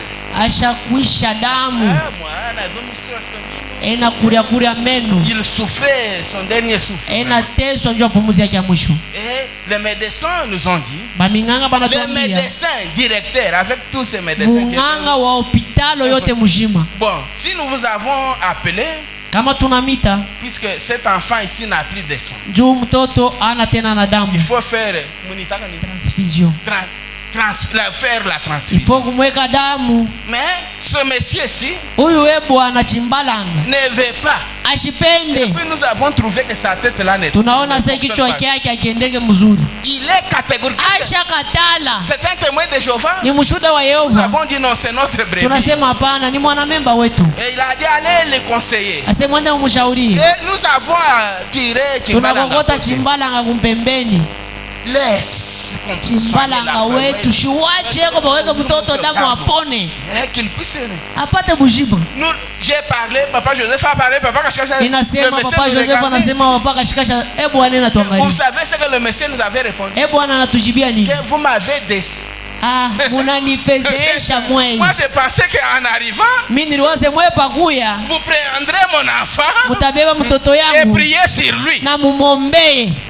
Vous venez aussi tomber dans les mêmes pièges. Unaanguka mumutego moya moya badaktari. Je ne dois pas vous écouter. Na mwe siwezi kumishiki. Donnez-moi mon enfant. Munipatie mtoto yangu. Il est allé réclamer la foi. Nous étions là. Tuko pale. Ta tête. Chimbalanga wetu kichwa yako. Ma tête fonctionne bien. Kichwa yako kinatumika mzuri. Le médecin directeur l'a dit. Munganga wa hospitali anasema. Avant de prendre ton enfant ici. Mbele ya kubeba mtoto yako humu. Tu dois nous faire une décharge. Usaini hapa. Et le monsieur a écrit une décharge. Chimbalanga ananjika. Il a récupéré son enfant. Anabeba mtoto yake. Il nous a même dit. Anatuambia tena. Vous êtes incapable vous les serviteurs. Sasa vile bamtumishi hamuna na uwezo. Moi-même je vais aller prier. Mimi nitaenda kumwombea. Je vais vous prouver le contraire. Tamiambia ya kuachana vile mnawaza. On fait ça. Umbuga. Des boucs. Tu n'es pas. Wewe hauna tango ndolo kwa mbuzi. Je suis brebis. Anasema lwangu ni kungondolo na yeye jele inafanya. Il a claqué la porte. Anatoka lwangu na mtoto yake. Même pas suivi. Atakumfuata hata kumfu. Bibi yake Nadia mtoto yake. J'étais surpris. Nilishitushwa. Nous étions surpris. Tulishitushwa kashibote. Le matin à 7h. Asubuhi 7h. Chez moi, gong. Chimbalanga kwangu koko. Frère Chimbalanga. Ndugu Chimbalanga. Avec l'enfant. Na mtoto mikono. Un enfant là en parfaite santé. Mtoto muafya njema. Et il nous a présenté. Anatuambia. Mon fils est là. Mtoto wangu yeye. Il est là. Huyu hapa. Il est allé chez papa Kashikash. Anaenda kwa papa Kashikash. Gong. Mon fils est là. Mtoto wangu yeye. Il est allé chez papa Joseph. Anaenda kwa papa Joseph. Mon fils est là. Mtoto yangu yeye. Et on s'est consulté. Tunaanza kulipalula kubichwa. Bon, la foi est différente, hein? Imani inachana C'est dans ce sens-là que je parle. Ni mwile na mwana nilianza kusemezea. Que Dieu vous bénisse. Mungu imbariki. Est-ce que quelqu'un m'a écouté? La guérison matunzo divine ya kimungu qu'on n'a pas associé un médicament. ile abakuchanja eko dawa. C'est possible même ce matin ici. Inawezekanika hata asubuhi. Mais quelqu'un peut être guéri Mtu anaweza kutunziwa à travers un médecin. kupitia munganga. Sa foi est dans la médecine. Imani yake eko mubaminganga. Je peux passer? Niwezi kupita Hein? C'est clair maintenant. Biko waji waji. Mshinirudishe hapo tena. Ce qui a été dit là, kile kilisemewa kile. Et dit. Kilisemewa. Et je me suis consacré avant de le dire. Nilitolea kabla ya mimi kusema vile nilisema. Regarde, moi je lis les brochures. Mimi nasomaka mahubiri. Je n'ai pas vos histoires là, bon berger. Shina na mambo ya unapiga kwa mashini inatoka ma station yote. Ce n'est pas ça Daniel. Daniel ana wa vile. Je m'agendis pour que Dieu puisse m'inspirer pour prêcher. Anivute nitahubiri nini?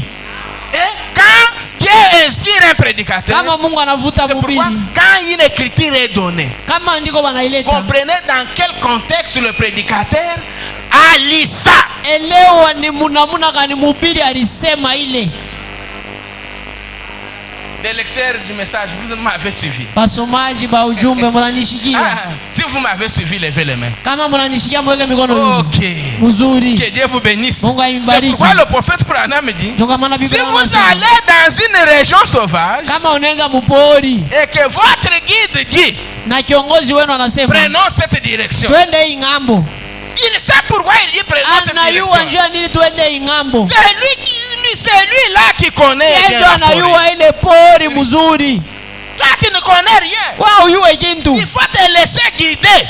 Acha bakongoze. Nde likambo yo. Jo pale peko mambo. La tena kati ya babrebi aujourd'hui. Ayendeke na bakondolo leo. Vous ne voulez pas vous laisser guider. Amupende ba miongoze. Quelle que soit ta connaissance, hata kuyua kwako, vous devez avoir un guide. Unapasha kuwa na kiongozi. Branham dit, Branham anasema, dans cette église ici, muikanisa hii, vous devez avoir un berger. Unapasha kuwa na mchungaji. Un berger que vous écoutez bien. Mchungaji ule unashikia mzuri. Ne m'écoutez pas par hypocrisie. Ana kumshikia na bunafiki. Vous faites semblant d'écouter. Unafanya za unashikia. Vous sortez, vous faites autre chose. Unatoka na fa vitu vingine. C'est là où j'avais insisté dit ça. Ndio pale nilikajisha mkusema. Ne venez pas m'informer. Mshikwe kunijulisha. Un pasteur, on doit les consulter. Pastori banapasha kumuuliza. Et non pas l'informer. Ana kumjulisha mambo yako utafanya. Et c'est pourquoi vous échouez. Ndio pale mnashinda. Il dit, anasema, vous devez suivre ces orientations. Mnapasha kufuata maongozaji yake. Vous allez, si vous ne suivez pas les guides, kama mfuate kiongozi, vous allez vous égarer. Mweye mtapotea. Branham dit, Branham anasema, maintenant l'écriture. Mfuate andiko. La. Ça doit rester. Hii tabaki. Branham dit, Branham anasema, je peux même terminer avec ça. Kumaliza tana hii. Nous ne venons pas à l'église. Atukuyake kukanisa. Personne ne vient ici. Mtu hata moyo ashikuye hapa pour aller dans les lieux de tourment. Juende pafashi ya mateso. Qui vient ici pour qu'il soit perdu, se perdre à la fin de son voyage? Nani enakuya hapa kumwisho ya biote wake apoteye. Aweke kilole yulu. Qui est venu ici pour la vie éternelle? Nani alikuya hapa njia uzima ya milele? Mwe bote njia uzima ya milele. Mais si vous êtes là pour la vie éternelle, kama mko hapo njia uzima ya milele, mais suivez le guide. Shimufuate kiongozi. Et suivez ses orientations. Mufuate maongozaji yake. Il dit, suivez-moi. Anasema munifuate mzuri. Je suis dans, vous devez naître de nouveau. Niko mwahubiri mnapasha kuzali kwa jipya. Frère Marcel. Ndugu Marcel. Vous devez naître de nouveau. Mnapasha kuzali kwa jipya. Du 31 12 61. Ya 31 12 1961. Paragraphe 31 33. Paragraphe 31 33. Parfois on termine avec ça. Mara nyingine tunamaliza na hii. Branham dit que Branham anasema, si quelqu'un dort, réveillez-le. Kama mtu analala mumulamushe. si c'est 2 minutes ou bien 3 minutes. 12h moins 2 minutes au 3. Je ne sais pas comment j'ai consommé tout ce temps. Shiwe wakati yote mimi naimaliza je. Suivez maintenant ici. Mfuate sasa hapa. Personne ici Muntu ata moya hapa ne veut aller dans les lieux de tourment. ashipende kwenda pafasha ya mateso. Muntu ata moya. Personne. Muntu ata moya. Et il continue de dire, Anaendelea anasema vous ne pouvez pas rouler sur des centaines de kilomètres de route hautezi kwenda msafari makilometa na makilometa mbalabala vers glacé, dépassant l'argent qui vous est nécessaire pour vivre. Utoshe unaenda mbalabala ile kuna mama imakasa kutosha fedha ile inapasha kukusaidia. Regardez un peu comment est située notre église. Mwangalie kanisa yetu namuna kanisa. Suivez-moi bien, ça doit vous aider. Munifuate mzuri itamisaidia. Là à Kapata, Kule kukapata il y a beaucoup de tabernacles.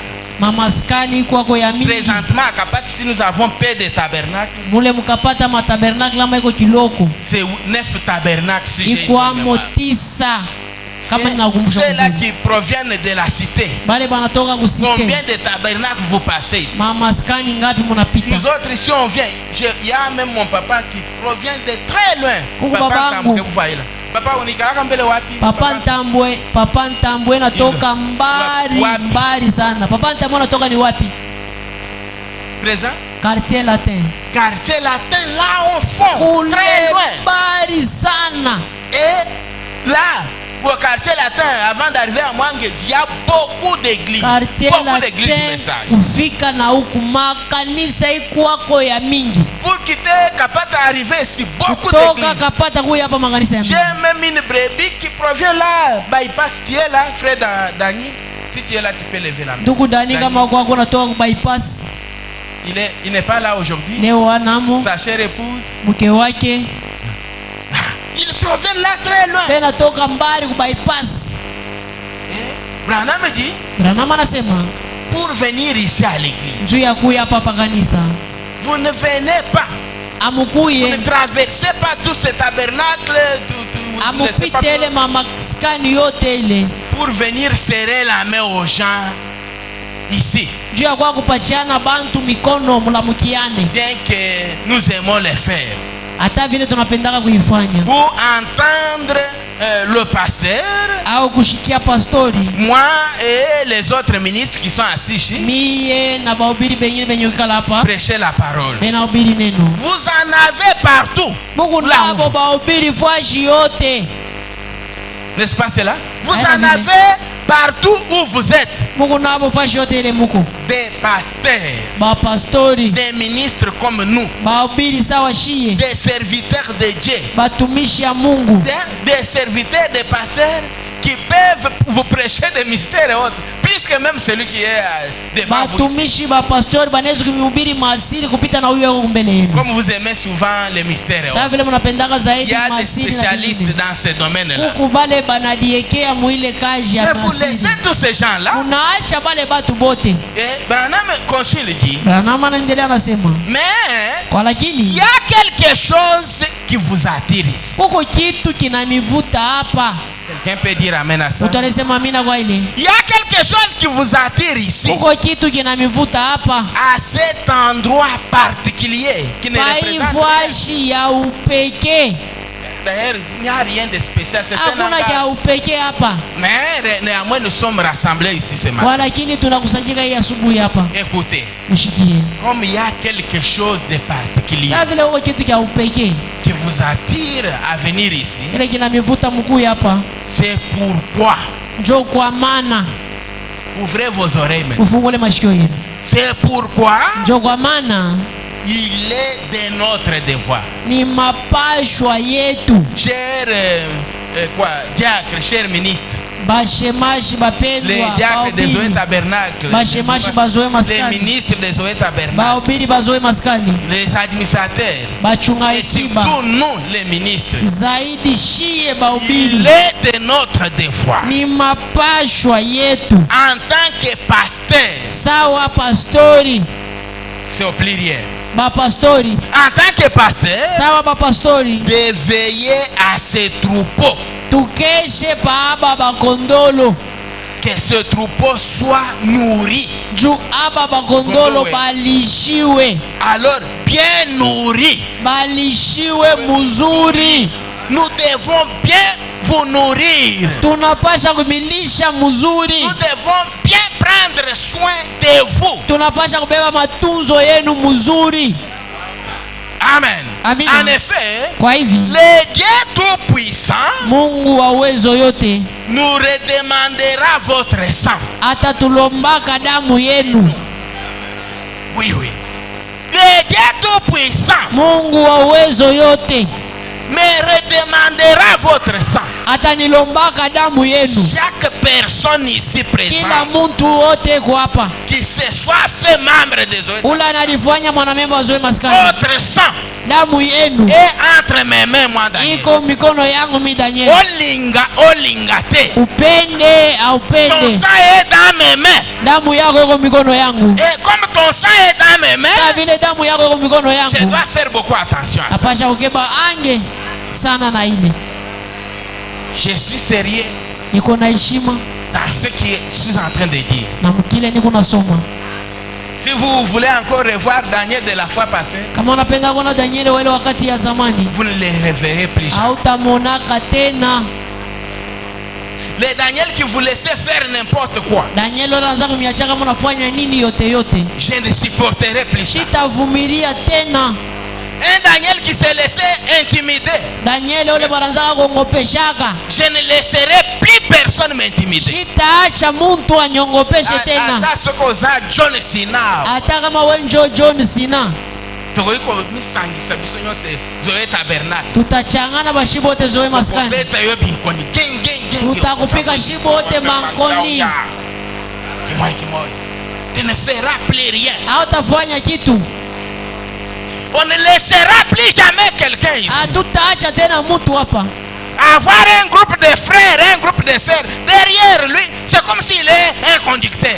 On ne akuye doit plus te makunji laisser. ya badada ya banduku na yeye anakuwa sa kiongozi. Nous ne pouvons plus te laisser. Hatutakuacha Une tena. sœur avec une ribambelle Makunji ya de badada kumgongo, nous n'allons plus te laisser. hatutakuacha tena. Et s'il y a de tels groupes, Kama kuku mangunji ya il vile, est un groupe, il est ipomoke.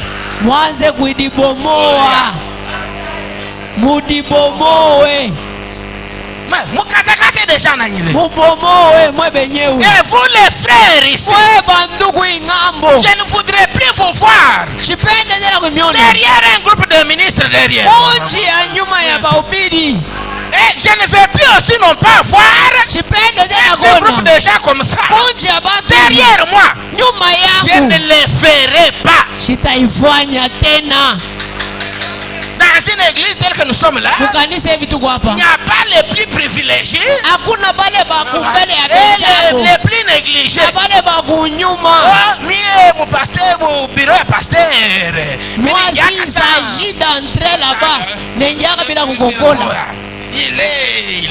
minjo wa paro yake Ça ne doit plus se répéter. abitafuanshikaka tena. Je dois vous traiter Mwe bote napasha sur kushika le même mwe point d'égalité. muko mukiwango moya moya, Ah, suivez bien. Suivez bien. mufate Si muzuri. vous voyez le pasteur, Kama unaona un pastori de privilèges à partir de maintenant. Ka groupe, ka kunja. kwa njia hapa munanishikia kunji ya bantu fulani, Passez déjà. Passez si we ule na kankunji. pita kwa ofisi umukumbushe pastori, unasabwa tunaona kakunji déjà. ka fulani na fulani na fulani na fulani. Frère. Ndugu Celui-là, travailleur, njo derrière Ule Daniel. Comme anatumikaka. celui-là, azamulofo, azakana ule musana ashikalake na gaji.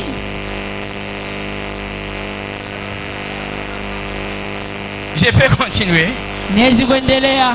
Le Dieu Tout-Puissant Mungu wa uwezo nous yote redemandera votre sang au jour du jugement. atatulomba damu yenu siku ya hukumu. Nous aurons à répondre pour vous. Tutenda kujibia juu yenu.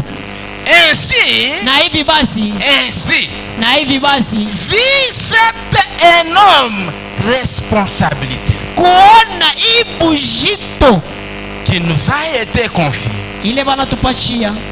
Et vu que Dieu nous a donné ces gens, hein, Na kuona vile Mungu anatupatia aba bantu qui nous aiment, bale banatupenda, qui viennent nous écouter. banakuyaka kutushikia. Le fait de venir ici nous écouter, Tendo tu ya kwa kutushikia c'est preuve que vous nous aimez.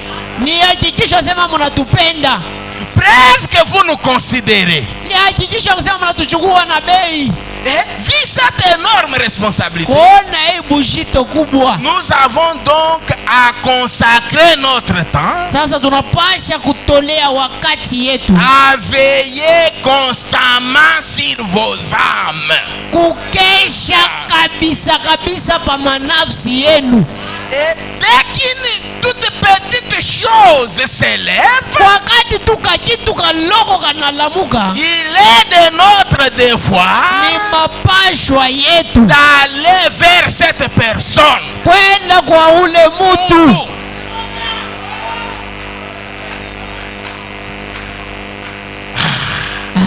C'est là où maintenant il y a un problème. Ndio pale panakuwa mambo, Nous devons veiller les uns les autres. tukeshe pamoja kwa bengine.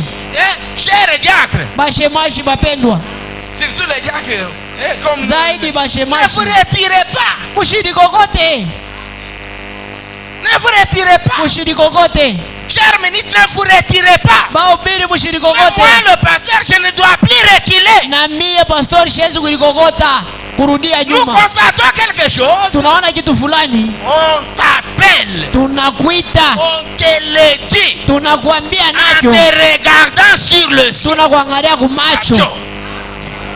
Tu as débuté telle chose. Wewe unaanza mambo fulani, Et si tu es la brebis, kama uko kondolo, cesse. acha, Vous devez cesser les critiques. mwache mashimango, Vous devez cesser de critiquer le pasteur. mwache kushimanga pastori, Cessez de critiquer les diacres. mwache kushimanga bashemashi, Cessez de critiquer les administrateurs. mwache kushimanga Cessez bachungazina, de critiquer les enfants de Dieu. acha kushimanga watoto ya Mungu, Laissez. acha, Ce n'est pas bien. haina On me mzuri. dit, c'est l'acide que vous avez. Ile ni nsumu, Les critiques, mashimango, les médisances. kabwabwa, kusengenya bantu. Yeyo okritikaka baninga obailiye. Weye unashimangaka bandugu yako asema bayuwe kuvuana, Voilà. Obaozi yake bashi. Bakwe mu niveau ya. wewe wakuyuwe kuvuana huku naye mimi kwiba ushie kabo bayuwe kuvuana. Voilà. Ne vous mettez pas à critiquer les autres. Ushaanza kushimanga benjako.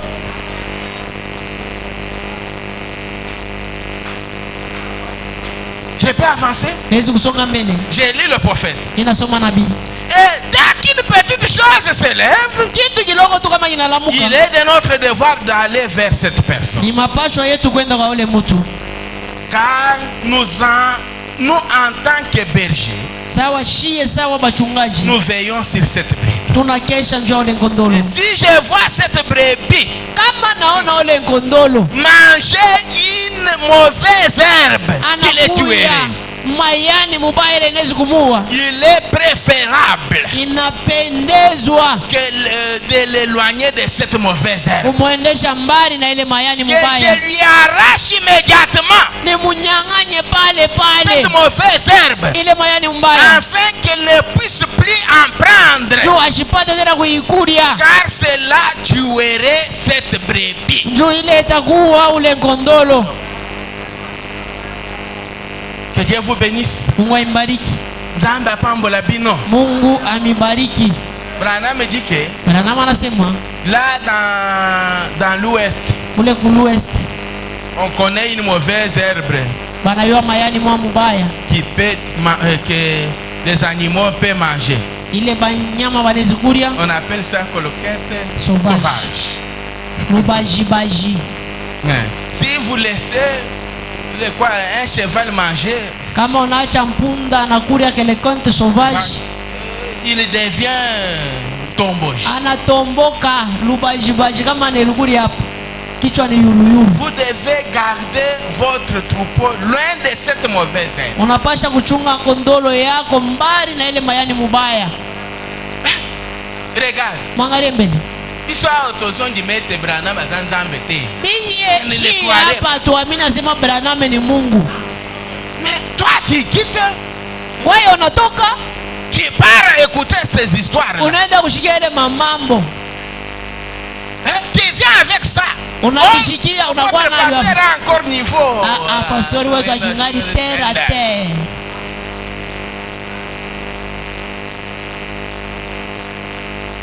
Niveau terre à terre. Kiwango kile cha chini. Moi j'ai déjà converti même les Branham. Mimi nishabadilisha. Je les ai même baptisé. Mungu na babatiza na kubabatiza. Mie. Là, Lubumbashi, j'ai déjà converti. En 2012, j'étais encore trop jeune. 2012, tu voudrais me dire quoi? Napenda kunyambia nini? Olingo te ngai nani doctrine ya Branham je. Unapenda kunyubiri dini ya Branham Mungu. Banda nango na Angola kuna. Bashijo tulianzaga na mule mu Angola. Est-ce que vous prenez le temps de lire le message? Mama mnaweka wakati ya kusoma kwa ujumbe wa Branham. Que l'apparence ne vous trompe pas. Kumacho kushimilande. Quelqu'un qui a déjà converti de tels gens, qui voudrait te comparer avec lui. Unapenda kudilinganisha naye wewe huyu. Oh, message. Oh, ujumbe. Qu'est-ce que le message a déjà apporté dans ta vie? Ujumbe yenyewe nakuletea kwa nini maisha yako? Ata chemise ya pambo yo tikala kusoma ngo ya message. Ata chemise ya bule tu shakuyuzaka ako. Mais c'est lui qui est en train de vous parler ici. Grâce au message, basombeli e bankochi, futeli nani. Sasa huyo ananisemezea kupitia neema ya ujumbe. Bankochi banauza, bilato banauza. Sasa ule wabati pa weye na mie ni à cause d'être ferme dans la parole de Dieu. Kwa mshimamo muneno ya Mungu ujumbe. Ngai frère moko asombeli nga mutuka. Mie ndugu moya ananyuzia motoka. Droit dans la parole. Jo ananyona nisha nyoloka muneno. Asombeli nga mutuka. Ananyuzia motoka. Yango ana libana. Shio ile pale nje, lule lujipu luku pale. Prado. Free. Ya kozala. Matunda ya kubakia mwenye kunyoloka inaleta Prado Land Cruiser. Oh, le passé Daniel. Oh, pasteur Daniel. Chini we. Yo zo le bapamba. Unasema kule. Moi j'ai des choses palpables. Mimi nisha kula. Nisha kupapasa.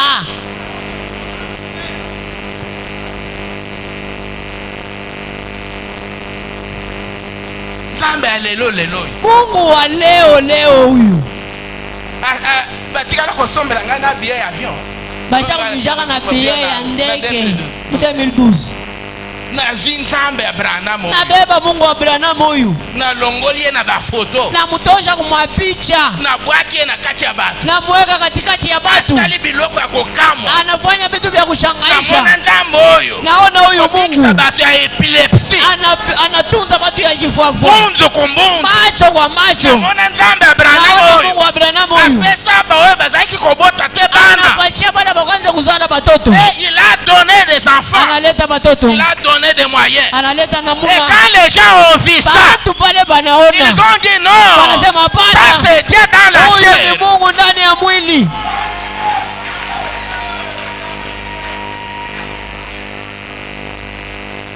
Toza kunate. Hatuna kule lwetu.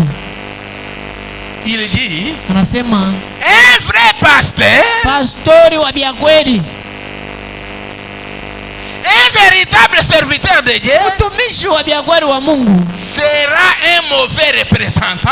Atakuya kionekanisho wala kibalozi mubaya wa Kristo. Il regardait une brebis, kama naangalia ngondolo, manger quelque chose qui l'éloignerait de la vraie parole de Dieu. Anakula kintu kile kitamwendesha mbali na neno ya Mungu ya kweli.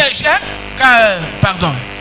Un vrai pasteur, pastori wa kweli, un véritable serviteur de Dieu mtumishi wa kweli wa serait Mungu un mauvais représentant de Christ atakuwa kibalozi mubaya wa s'il Kristo. regardait une brebis manger quelque chose Kama anaangalia kondolo anakula kitu qui l'éloignerait ou ferait qu'elle devienne sauvage ile devant Dieu. takuya ikintu kile kitamfanya ende mbali wala atomboke kumbele ya Mungu, Qu'il soit un transgresseur de sa akwe parole, mtu wa kuvunja neno un yake, transgresseur de ses commandements. akwe mtu wa kuvunja maagizo Vous ne yake. devrez pas faire cela. Hawezi kufanya Vous ile. deviez y veiller Unapasha kukesha très attentivement. na usikilivu yote. Nous n'allons plus vous laisser Hatutamiacha tena transgresser la parole, kuvunja neno ni ses recommandations. wala maagizo Vous qui yake. ne voudrez pas vous conformer à la parole, Mwe bala concernant vos mapende mariages, kuilipanga vile neno nous nasema allons commencer kuona à juu ya vous ndoa. appeler couple après couple. Tutaanza kumiita ndoa kisha ndoa, moya moya kwa moya, Nanko toko consacrer bino. kwa nguvu kubariki mandoa yenu. Non. Vous qui ne payez pas vos dîmes et vos Sasa offrandes, wewe na mama muletake comment chekumi cette na masa. église pourra? Namuna gani kanisa Vous itaendelea? pensez que notre Dieu mérite ça? Unaona Ça, Mungu wetu c'est que nous avons anastahili fait. hii tunayo hii. Vous les hommes importants comme ça, Mwe bantu ba mafai. regardez l'endroit où vous Mwangalie adorez. fashi munabudi. Mais si nous pouvions rassembler notre moyen, Kama tunakusanisha fedha yetu, nous pouvons construire une très grande maison pour tunayenga notre Dieu. nyumba munene njuu ya Mungu wetu. Nous n'allons plus vous laisser avec vos mains. Hatutamiacha tena na mikono saba boxer. Jamais. Kamwe Il faut que chaque personne mtu wote puisse tendre sa main. afunguleko mikono. Si vous voulez que Dieu nous bénisse, Kama tunapenda Mungu atubariki, ndenge kozala kuna nyangalia paka vile Mungu. que Dieu vous bénisse. Mungu aimbariki. Natikali na ebele yango. Na bakiana bia Mettez-vous mingi. debout. Je ne dois Mshimame pas kuima. prendre votre temps. Sitachukua tena wakati Réfléchissons. yenu. Tufikirie, Réfléchissons un peu sur ce que nous avons écouté. tufikirie pa ile tunashikia. Mes brebis entendent ma voix Bangondolo yangu banashikia sauti yangu et ils se mettront à me suivre. na bo bataanza kunifuata. Ils écouteront uniquement la voix de leur père. Batashikia paka sauti ya mchungaji wabo. Maintenant, toi là, Sasa weye ule la voix que tu suis, sauti ile unafuata c'est la voix de qui? ni sauti ya nani? Ce que tu fais là, Kile unafanya c'est la voix de qui? ni njia, ni sauti ya nani? Qui a tracé ce que tu fais là? Nani alipasula hii njia ya bile unafanya bile? C'est tu es la boucle ou tu es la brebis? Dada, uko mbuji au uko kondolo? Un frère dans le message prostitué. Ndugu mujumbe ndumba. Un frère dans le message un ivrogne. Ndugu mujumbe mulevi. Un frère dans le message un voleur. Ndugu mujumbe mwishi. Un frère dans le message une sœur kabwabwa. Ndugu mujumbe dada milomo mu transport. La voix là, c'est la voix de qui? Eti ile njia ile ni njia ya nani? Réfléchissons tous Tufikirie shibote avec nos têtes inclinées, na vichwa vyenye kuinamisha, avec nos yeux fermés. macho ya kufunga. Un couplet. Wimbo Si tu es moya, poussé à venir prier devant ici, kama unasukuma kupita mbele kuomba, il y a la place ici. fashi iko hapo. Réfléchissons. Tufikirie mbele. C'est le temps de réfléchir. Ni wakati ya C'est kufikiria, le temps de parler à Dieu. ni wakati ya kusema na Mungu. Quel ami fidèle et tendre, nous avons à Jésus-Christ,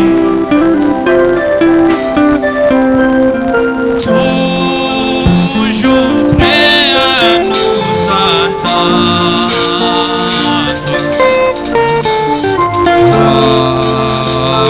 Por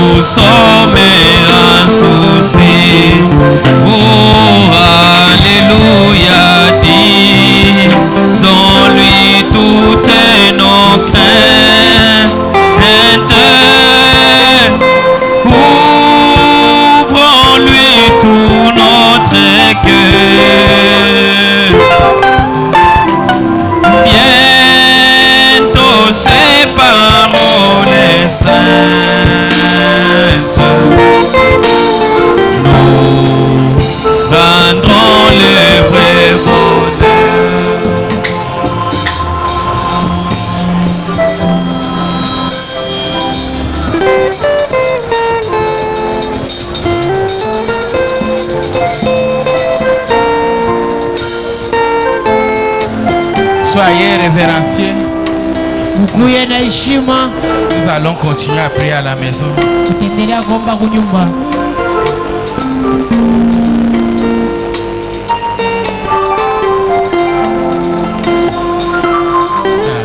Avec nos têtes inclinées, Vichwa vyenye kuinamisha. il y a une requête ici. Kuko hitaji hapa. Notre sœur Rachel Dada yetu Rachel demande la prière des saints des Zoé Tabernacle analomba maombi ya watakatifu Mazoe Maskani en faveur de sa mère qui souffre. juu ya mama yake yokone mgonjwa. Il y a quelque temps de la douleur qui doit intense. Juu ya maumivu ya mkongo ya kuma sana. Donc notre sœur a la foi Dada yetu yoko na imani que si nous prions pour elle, ya kusema kama tunamwombea sa mère se sentira bien. mama yake atajisikia mzuri. Et je voudrais m'adresser à vous les brebis de Jésus. Napenda kuzungumza na mwe bakondolo ba Yesu. Parfois il y a quelqu'un qui a été égaré, Saa zingine kwa mtu alienda pembeni, un frère, une sœur ndugu wala dada, qui a suivi la voie du monde, alifuata sauti ya il dunia, a suivi des mauvais conseillers, anafuata mashauri wabaya, il s'est égaré, anaenda pembeni, il est rentré dans les choses vaines de ce monde. anaingia mu vitu vya shomana vya Il est dunia. retrouvé dans ce que toi tu avais autrefois confessé. Unalikuta mu vitu vile ulikiri mara ingine, Avant d'entrer dans les eaux de baptême, c'est ce que tu fais encore. vitu vile uliukiri kabla uingia maji ya ubatizo, kwa lakini La hivi ndio parole vile de Dieu nous unafanya dit ce tena. matin ici, Neno ya Mungu inatuambia asubuhi mes brebis me connaissent, ya kusema bakondolo bangu bananiua, ils entendent ma voix quand je parle. ninashikia sauti yangu kama minasema. Alors, si vous avez entendu la voix de votre maître Kama unashikia sauti ya mwalimu wako, et que tu voudrais retourner dans le droit chemin, unapenda urudie munjia ya kunyoloka, tu voudrais maintenant marcher dans la voie de Dieu, unapenda kutembea munjia ya Mungu, suivre le véritable berger kufuata mchungaji wa vya kweli, au lieu de suivre le mercenaire. pahali pa kufuata majambazi, Peux-tu maintenant lever la main? unaweza kuweka mkono yulu Que j'étais égaré, maintenant je retourne. ya kusema nilipotea, hapa mimi narudia. Je vois un frère qui peut lever la main. Naona Oui, je ndugu vois des anaweka, mains. naona mikono, Je vois des mains levées naona partout. mikono ya kuikiwa fashi yote. Côté sœur, vous êtes toujours dans la ligne de la parole. Ngambo wa badada eti mwe Mungu paka mstari ya Nous neno. voudrons prier pour vous. Ma sœur, que Tunapenda Dieu te tumwombea bénisse. dada, Mungu akubariki. Que Dieu bénisse tout celui qui a levé sa Mungu main. abariki kila wote anaweka mkono yake yulu. Avec nos têtes s'inclinant alors. Na vichwa yetu yenye kuinamisha. Éternel Dieu tout-puissant, toi le bon berger, l'omniscient, l'omnipotent, l'omniprésent, la Bible me dit, tu es le lys de la vallée, le plus beau d'entre 10 000 pour notre âme. Tu es notre dernier rempart. Nabengaka yo na lingala ozali elika ya basantu. Natonga lelo Seigneur Jésus biso oyo toye ndenge tozali papa. Mungongo na yo oyo toyoki nde yango esangisi biso na kati ya losambo aboyo. Bana na yo tango bayoki liloba na yo Seigneur, basusu bakendaki musika na yo papa. Bakokaki koyoka mungongo ya munguna nde apengusaki bango na kati ya kindumba, na kati ya lukuta, na kati ya masanga, biloko kana nyonso tozaki kosala oyo kokaki komi conforme na liloba na ye te papa. Na tongo lelo oyo bayoki soni te liboso ya bato, liboso ya bange na yo papa, batomboli misapi na bango likolo mpona kolakisa ete bazali bana oyo bazalaki ekare. Yamba bango na kati ya ndako na yo, fungola maboko na yo ya bolingo, zongisa biso na nzela ya bosembo, zongisa biso na nzela ya boyengebeni. Tozali bato na yo papa, yo nde oyo okufelaka biso na ekulusu, yo mokengeli malamu, yo moninga malamu, yo mobikisi na biso, nzambe oyo tango omonaka biso na bokono okitaka Seigneur Jésus opesaka biso lobiko. Bikisa bana na yo, kangola bango Seigneur Jésus na minyololo ya Satana munguna na kombo na Yesu Kristo. Tolingi ete Seigneur Jésus liloba na yo toyoki ekende kofanda na kati ya mitema na biso.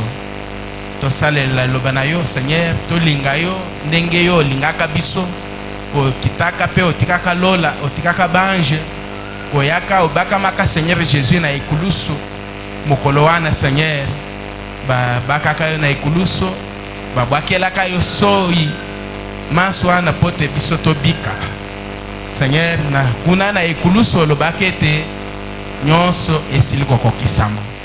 Ezaki lobiko ya ndeko ya mwasi, ezaki lobiko ya ndeko ya mobali. Bikisa biso na tongo lelo oyo, soki ezali na bato bakotaki awa na bokono, qu'il puisse retourner étant guéri au nom de Jésus-Christ. Boyo bazaki na minyololo ya Satana, nazali kofongola bango na kombo na Yesu Kristo, et tes enfants retournent étant libres comme des oiseaux, Père. Accorde à chaque personne ici présente selon les désirs de son cœur. Jésus, je me suis toujours posé la question de savoir qui peut venir dans ta présence, te croiser, toi le Jésus de la croix, et retourner la même personne. Il y a des maladies incurables parmi ton peuple ici, Jésus. Mais nous avons celui que nous appelons Jéhovah Jireh, Jéhovah Rapha, le plus grand médecin de notre vie. Toi, le spécialiste dans les choses difficiles, entre encore en scène. Descends, toi, le Dieu de la colonne de feu. Descends, toi, le maître des esprits. Puisque tout ce qui est en train de tourmenter les gens ce matin, ce sont des esprits impies au Père. Toi, le lion de la tribu de Juda, descends, rugis. Puisque quand toi, tu rugis, même toutes les bêtes doivent se taire. Que tous les esprits, Seigneur, qui ont accompagné tes enfants jusqu'à cet endroit, Seigneur, puissent vraiment libérer leur corps. Au nom de Jésus-Christ, libérer leurs âmes. Au nom de Jésus, qu'ils puissent libérer leurs esprits. Au nom de Jésus, qu'ils puissent libérer leur corps. Au nom de Jésus, accorde-le, Seigneur. Sois loué, sois béni, sois exalté à jamais, Père. Alors que nous te recommandons le reste de notre programme en tes saintes mains. Tout pour la gloire de ton nom. Au nom de Jésus-Christ, nous t'avons prié et demandé avec foi. Souviens-toi de la requête de notre sœur Rachel qui a posé ça pour sa maman quelque part au Jésus. Je peux lever mes mains au Jésus pour représenter cette église ce matin. En tant qu'épouse, nous intercédons pour cette maman. Nos mains sont courtes, mais la tienne ne l'est pas, Seigneur. Touche cette maman là où elle se trouverait pour qu'elle soit guérie au nom de Jésus-Christ et que sa fille vienne témoigner pour ta propre gloire. Ça sera la gloire pour ton nom. Nous recommandons le reste des programmes en tes saintes mains, tout pour la gloire de ton nom. Au nom de Jésus-Christ, nous t'avons prié. Amen. Amen. Que Dieu